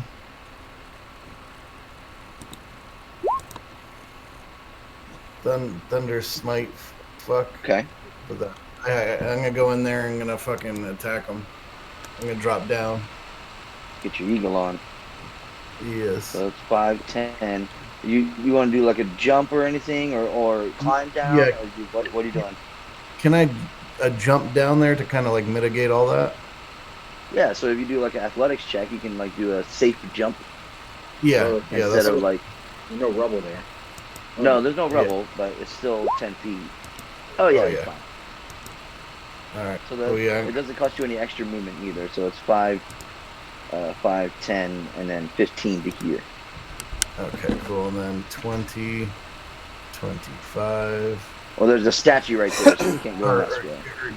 20, 25. There you go. There we go. And I'll swing. All right, he's prone, so you get advantage. That's right. 22. Oh yes, slams him.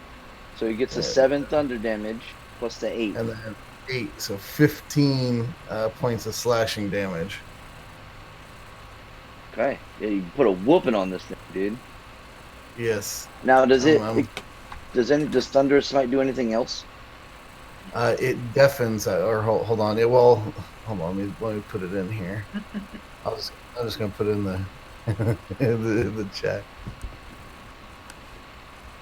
Oh no, dude! I already did that. Make sure you get that spell slot back. Yeah. Oh yeah. That works. Yeah. So this thunderclap is audible out to 300 feet. So we hear like a Hulk clap happen, bro. And then TNT goes off when he hits. 300. Oh yeah, strength saving throw or be pushed 10 feet away also, and Right, not prone again. Okay. Sounds like Blazko shot something again. Yeah, exactly.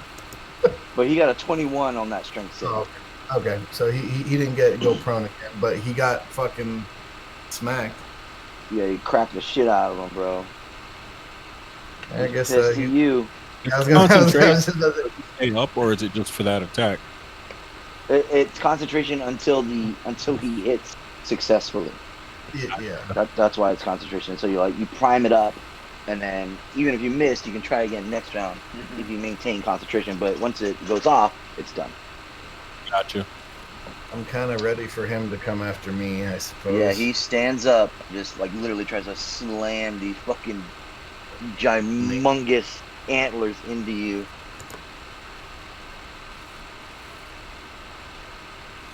22. Yeah, it is. 13 piercing damage, and then he just fucking mushes you with his hooves. Oh wow! But he got an 11 on the hoof attack. Thank God. Okay. I'm just trying to hold my ground against this fucking thing. 13 points of damage. That's not good, man. Yeah, he fucked you up. Yeah. You hear the cries of an angry moose and some kind of thunder god inside of this. I'm gonna go in there with the zeal to fuck up Talos. Right. See ya. Fucking tumble my way in there. I don't know if it's a athletics check. Sure. Okay.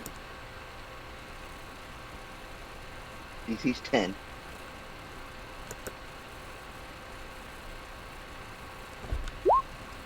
Right on the money, so you just barely make it to where you don't like sprain your ankle or bruise your back or anything. And then down there, you see this creature. Moongrave's got a sword out, fighting it. I'm gonna whip my mace out and fuck some shit up. Pull up my shield and join Wingrave's side. Okay. From that distance. I mean, if you don't involve the descent, that's 30 feet, Sal, I think. Yeah, you got it. You got it. Yeah, going down doesn't count against your move. Okay. I only counted 25. Yeah, you should be fine then. Yeah, I think you were okay with that. Nice. That's totally able for you to do. You got an action for me? Yeah. I'm gonna go for attack. All right. Actually, hold on. How's Wingrave looking? You can see his health bar, right? Yeah, I can see it. All right.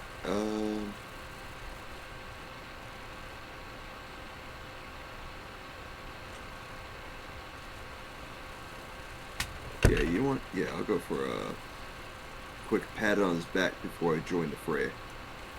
Okay. Join him on the side. But before I join him on the side, I'm gonna go for can go for a second level cure wounds. Okay, cool.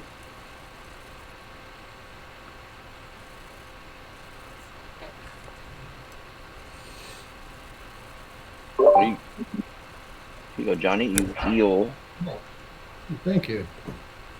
I How got much? it back. That is, yeah. Thank you, sir. So that should put you at full, I believe.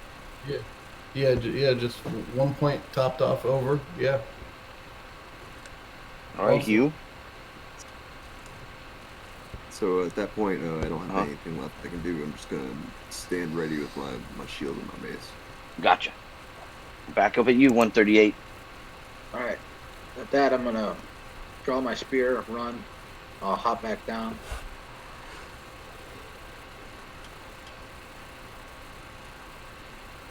Oh, I failed. Twist your ankle, on the icy snow or whatever before you slide down. 2 damage. 2 damage. I'll take that. And then Damn odd. continue Yeah, my you- move. Mm-hmm.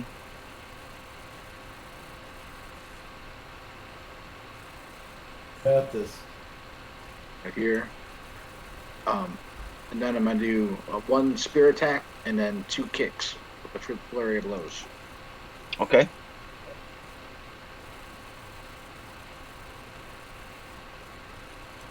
Two-handed spear attack. 13. That hits. Wow. Armor class is 11. Moose. All right. There's a giant moose. Yeah. All right. There's that. All right, then the karate kicks. Oh. Critical. K.O. Do it, dog. Nice, dude. Bang on. Bang right. on him. Bam, son. 83. That was a little louder than I That was was. a good one. No opportunity attacks until the end of the next turn, and then a follow-up kick does hit as well. I'm kicking a shit out of this motherfucker, bro. Oh yeah, you are, bro. Yeah, do it. Mortal Kombat style, the flying bicycle kicks. Yeah, Liu Kang, baby. All right, this thing looks beat the shit. Fun. Now in the picture, Hold on. I'm moving Like- back. I'm moving back. that's not other creature's blood, right? That's this motherfucker's blood now. Blood. Damn. I'm gonna go right there. Do you have that movement? Yeah, I had 40 feet. So, Okay. Yeah. 10, 15, 20, 25. Sure. Yeah, good enough. All right, Blazko.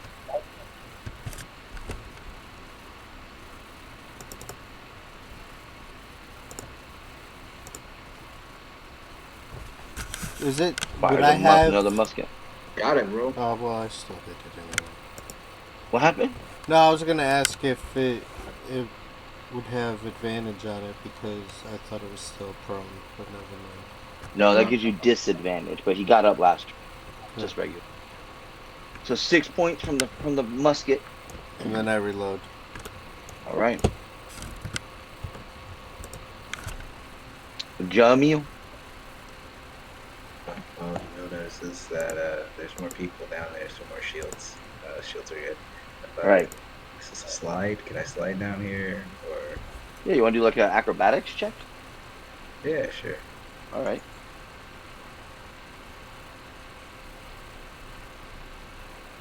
I have 1 in acrobatics. Alright, whatever. Nope. Slide, but you slide a little too much. You underestimate the slipperiness of the ice.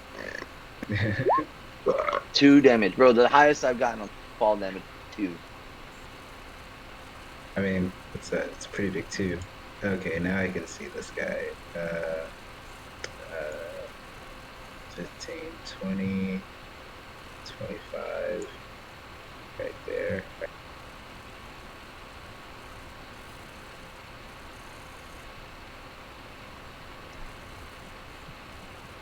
Chaos Bolt. Right. Who that? I don't think it's 12. hits. So what does your chaos bolt look like? It does hit, by the way.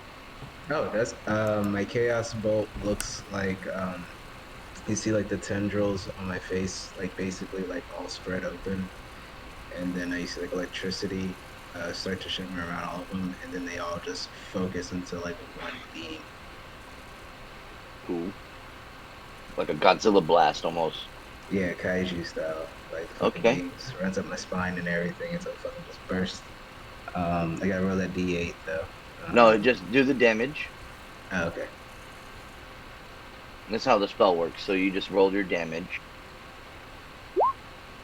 And then not the higher level, the bottom one. You look at what you rolled. You rolled on the 2d8s. You rolled a 4 and a 3. So force and fire. So force or fire. You get to choose one of the two. Oh, okay. Force damage. Okay. Then if you roll the same number on the d8s, it leaps from one target to another creature. Oh, that's dope. Okay. Yeah. That makes more sense. But he takes all the damage force. So 19 force damage. You blast this motherfucker with this chaos bolt, bro. You hit him in like the right if you're facing, if you're looking at him, it's the left horn, but his right like antler. You squarely blast him in that, bro, and the force of it just rips his neck around, spins it. Now he's looking up at the ceiling, dead, and falls to the ground. So I guess he doesn't want to talk. Nah. Guess it didn't. Guess it didn't. A tragedy, really. Will come out of initiative there. You need to scalp this one, or skin this one, or take some proof. Take the head, the whole head. But now you guys realize, now that it kind of quiets down this gigundo albino bloody moose, there's more to this sight than what was out there. We see almost a reverse of the, what do I call it, the grim or the burr. Down here, that's 10 feet lower. It's the same shape. Right. It's the other side, but it has this tunnel leading out. One here, you see stairs going up, and around here, you see stairs going up to a door. I'm gonna pick up my torch, so. Oh, I didn't know you dropped it. Yeah, I dropped it right down here. Oh, No, like over here somewhere. Yeah. got it. Okay, so you still got it. Okay. It's like grab some shit. Let's keep this place a little further. It is definitely worth that. Perhaps this creature was its guardian. Yeah, I'm gonna tell Guy. We need to keep our eyes peeled for his accomplice, Ravison. They seem to be the one in command.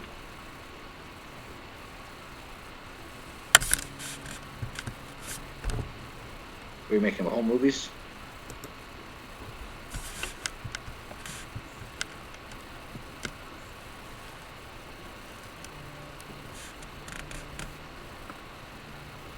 There's nothing up this way, Sal?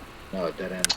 No, dead end there. You see the statues. 2 of them got destroyed, but the one that's still there, like I said, doesn't have the damage from the wind, so you can still see the elven features and the angular elven faces, but it just facing east. No inscriptions? No inscriptions. Like I What's said, you height of the room? probably about 20 feet. Probably goes 10 feet above where where you came in at. Gotcha. All right, gentlemen. We have 3 ways to go. Which way are we going first? You guys can decide. I gotta get this head off this moose real quick. And where are you storing it? It's as tall as you, probably. I could just carry it. I have nothing else on me. The whole time? You guys been out. You guys have been out searching, traveling for about 3 hours before you found. Nah, but we can't leave it here. If we leave it here, we risk somebody taking it and then claiming it as theirs. I understand.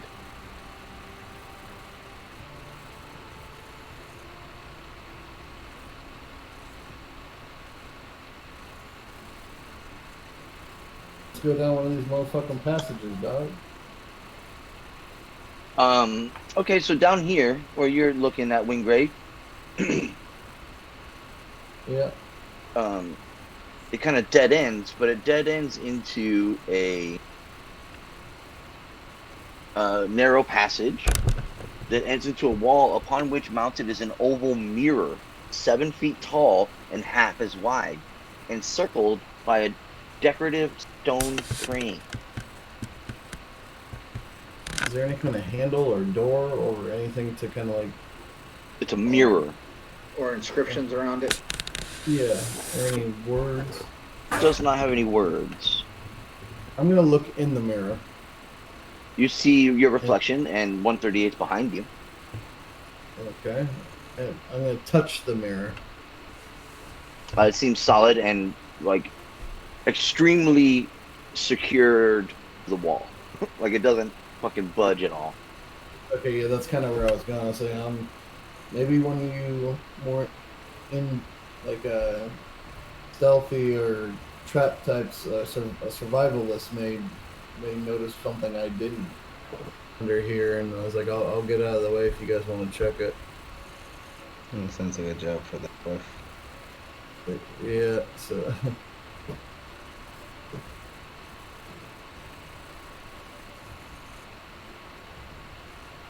That's a dead end. Which way are we going? Here, stairs lead up to a door. 138.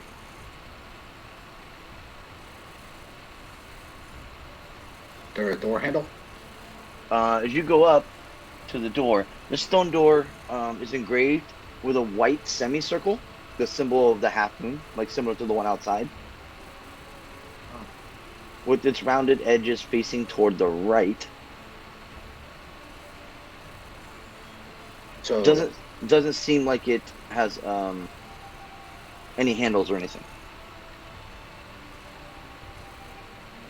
I'm gonna push on it. It seems like solid.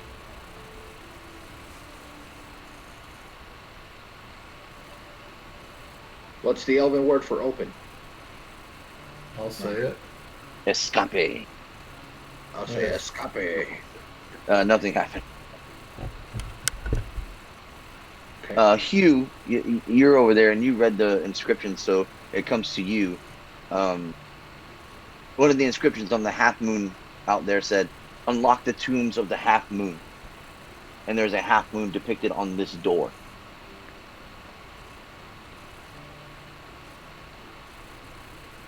Only pull out one of your butt cheeks. I'm gonna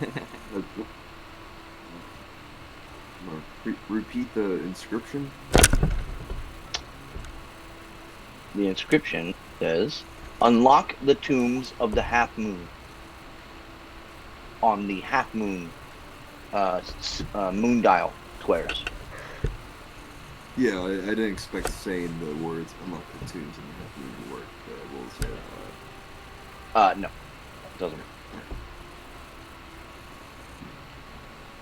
There's no visible carvings or anything besides the half moon. On the door, no.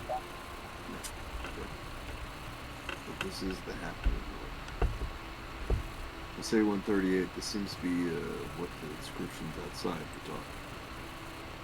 I understand.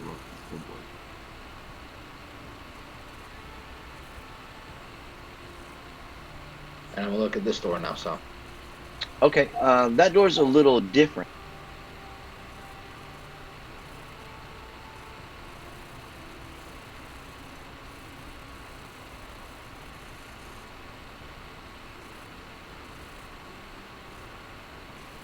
You see a like a impression in the door where a door handle would be. There's like a cutout, like a square cutout. Okay. Not a cutout, but like a line. If you press there, looks like like a button. Yeah, I'll press it. The door swings open, leading outside. This is the door I found. Yeah. I'll close it. Oh, you bastard. I deleted. Yes.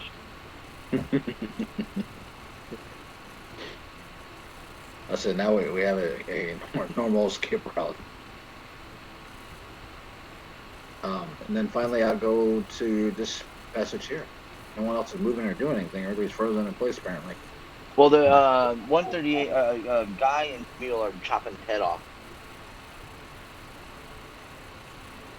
Yeah, Chris, you want me to carry it? You know that. Well, Guy would know that you could get some good money from these items intact if he wanted to do that, or he could use them for his own purposes. Guy would know that. What items from the moose? Yeah, that like the antlers and its pelt. You could take the whole head; it will catch a fairly price on any collector's market. But a hide would go high dollar as well, especially being all white.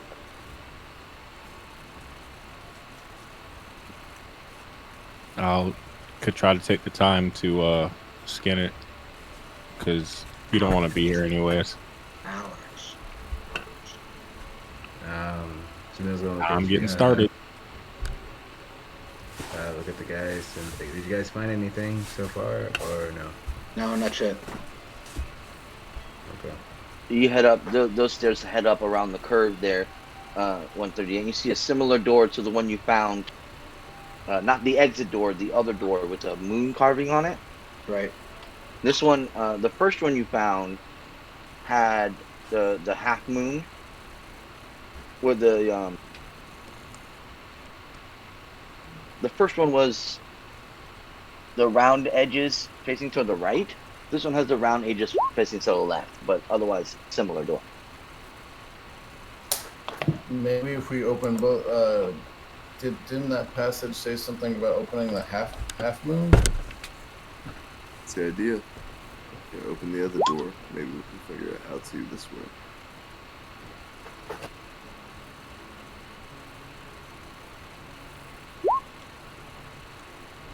Everybody give me intelligence checks.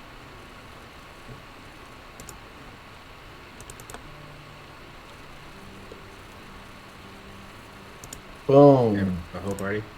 Yeah. For what? Because I'm Or- not paying attention to what they're doing. Yeah, then you don't have to if you don't. Alright. 138, Jamil and Hugh. You guys, well, 138 and Hugh, you definitely think that whatever those dials are outside, that moon dial, is how you open these doors. This is And the current moon that's open. Or Jamil- above the sky. Jamil, you think that if you could artificially get some moonlight and shine it on one of the dials or the doors or something, that could possibly open it too. So you make an Arcana check, Jamil. You have advantage. Gotcha.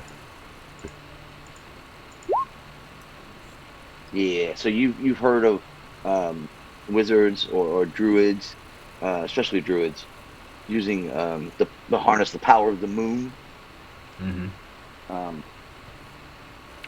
If you had that magic at your beck and call, would you? Fortune. But you've heard of people being able to do that, so perhaps that's how they come and go as they please, is with the spell Moonbeam. But where they use it, how they use it, quite sure. But you're almost positive that real moonlight or artificial moonlight is required. I'm gonna say someone needs to turn that dial to face one of those moons. Or a magical spell that opens all doors. Right. Well, I didn't really catch that part. I didn't figure out. He did. Jamil. You're right. Jamil's gonna say, I think we're trying to go about this the wrong way. It seems that from the magic users here, they probably use moonlight or an artificial way of generating moonlight to open these passages. Unfortunately, my expertise, my abilities don't dwindle in that area. I don't think anybody else's does. No. So we turn the moon dial. I'll start heading that way. That'll work, will it? We'll find out. I thought the door was opened. Oh, I see. I see. Guy, you use the mage hand to help you with the skinning. Okay. So you go out there 1:30 and try. The crystal doesn't budge. Still doesn't budge. No. With the aurora borealis, you're looking at 138. You can see the light that it captures. Dances across all the circles because of the way the aurora borealis moves through the sky. Sure. And as it does, it like glistens over different ones at different times. But you think if it had like a constant light like the moon, it could rest over one of these inscriptions. The light that this crystal harness is like a prism that makes the bottom half of the diamond. Right? You see it on the map? Yeah. That's you think with what you need to point at the things. So you get to harness the moonlight in the right time of the day, or I mean, or season, or whatever month, to get it on the one you want, or artificially put some moonlight on another moon.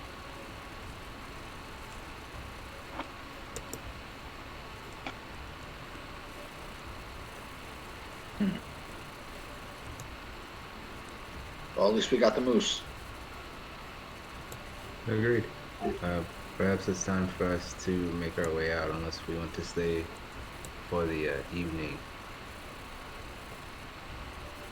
And there was that one that was open that we just kind of stopped and backed out of, right?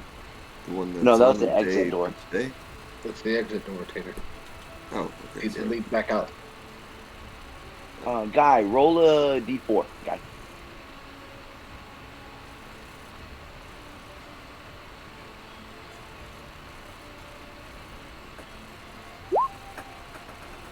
It's gonna take you 2 hours to dress this moose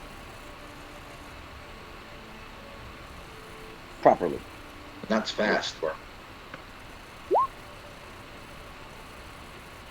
You guys, talking.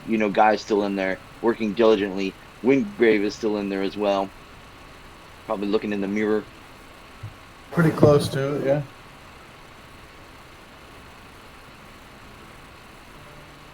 With that assumption, Jamil, you made earlier, you figure if the moonlight opens the doors, the full moon must do something with the mirror. Oh, okay. Alright, he's gonna say that, and then he's going to look up at the sky. Can he discern, based off the sundial, you would say that we're at a half moon right now, right? No, it's the moon's not out right now, so it doesn't say anything, and you can't really see it because of the aurora borealis anyway. Gotcha. But if you can make a, what did I say it was, a history check, bud, or a nature check to see if you remember what phase the moon should be in this time of month, kind of thing. Gotcha. Give it a shot. 13.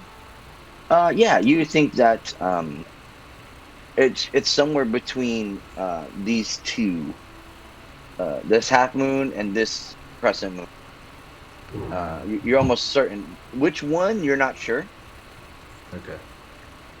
Then Jamil would say, the mission here is done, and if we're trying to get the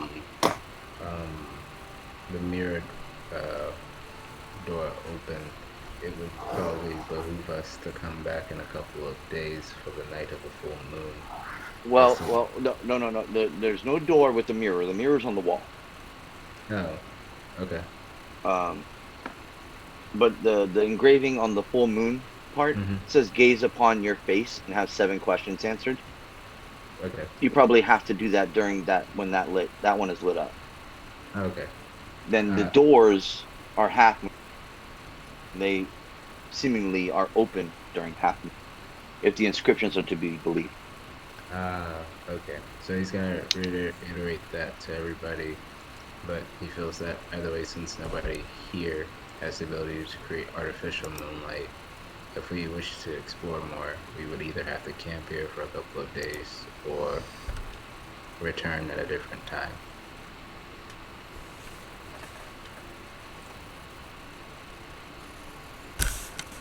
So, Come back. depending on what we reward, and we can always come back at another time. That seems like a fair option. Yeah. Any disagreements? We get paid in this town next to us, and then we get paid in the town that we just came from. And then by the time I use something else, it should be about 4 minutes.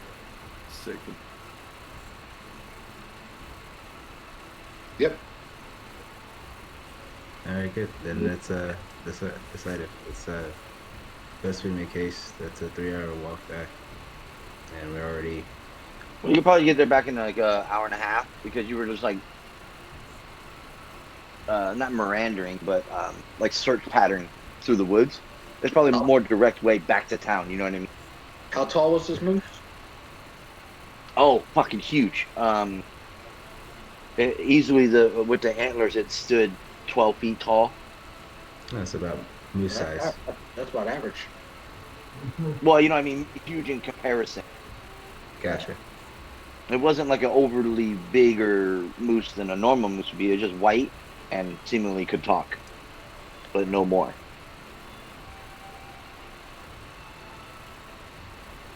All right, cool. Yeah, then he would definitely say we should probably go get that reward and everything, and then make our way back at a different time.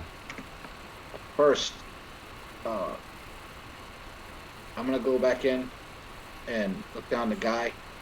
I'll say, can you skin off a couple of fillets of meat?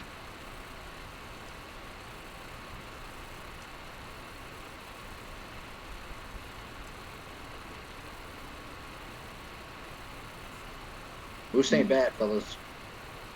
No, it ain't. Like a, Excuse me. like a big cow, man. You see a mage hand drift over to you with a note.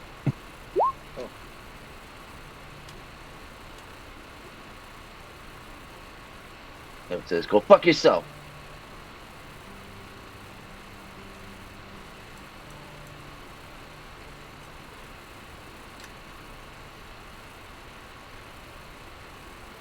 Did you read the note, bud?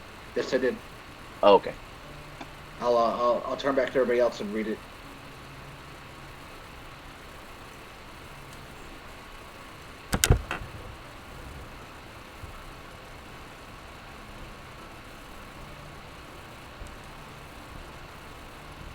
That's agreed.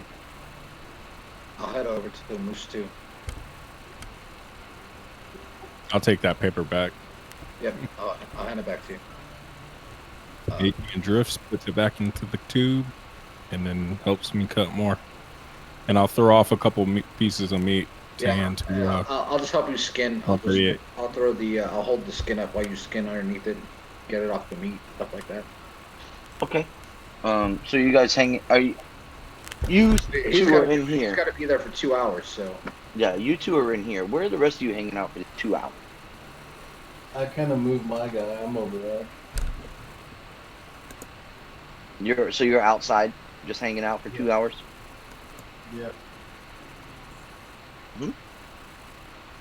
Everybody else is where their tokens are, I presume, for the majority of the 2 hours. Okay. I'm putting my foot next to the hooves and see what size he was. See if I can hear his hooves. Yeah. I mean, with some crafting, maybe like his shin splints or something, shin guards. Put him on the front, put him on my toe, or over my toes, and when I kick people, I give them a hoof print in the mouth. Hugh, Guy, Blazko, and 138. What are your passive perception? 12. 12. Okay. 15. 13, you say? 15. 15. Oh, okay, great. Yeah, he's a perceptive motherfucker. Nice, dude. What Why about your you? wisdom so high? 13, you say, Hugh? So smart. And 138? Oh, sorry. I think it's 14. So you all hear this right about at the hour and a half mark. We hear like the sound of a door, and then we see moonlight come down the hallway here. Down where? Oh wow. And then we hear the roar, the chanting, in a windy kind of druidic language. Oh, do I hear this too or no? No, you see the moonlight if you're up there, but you don't really hear anything quite yet. But what you do hear is like a puff of wind happens, like snowy, like snow swirls around the edge of that tunnel. And then we hear the bellow of a familiar sound we heard, or at least not. Jamil and Wingrave have heard this sound before. Maybe you others No. have too, but we have heard it Oh. before.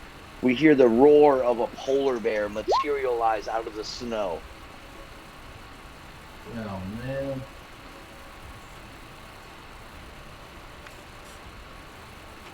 Oh, shit. And we'll roll for initiative next week. Gotcha.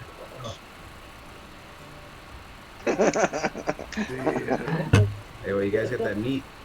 Mhm. Fuck Oh, out. yeah. Fuck It you. was I'm gonna it take was his quite- too.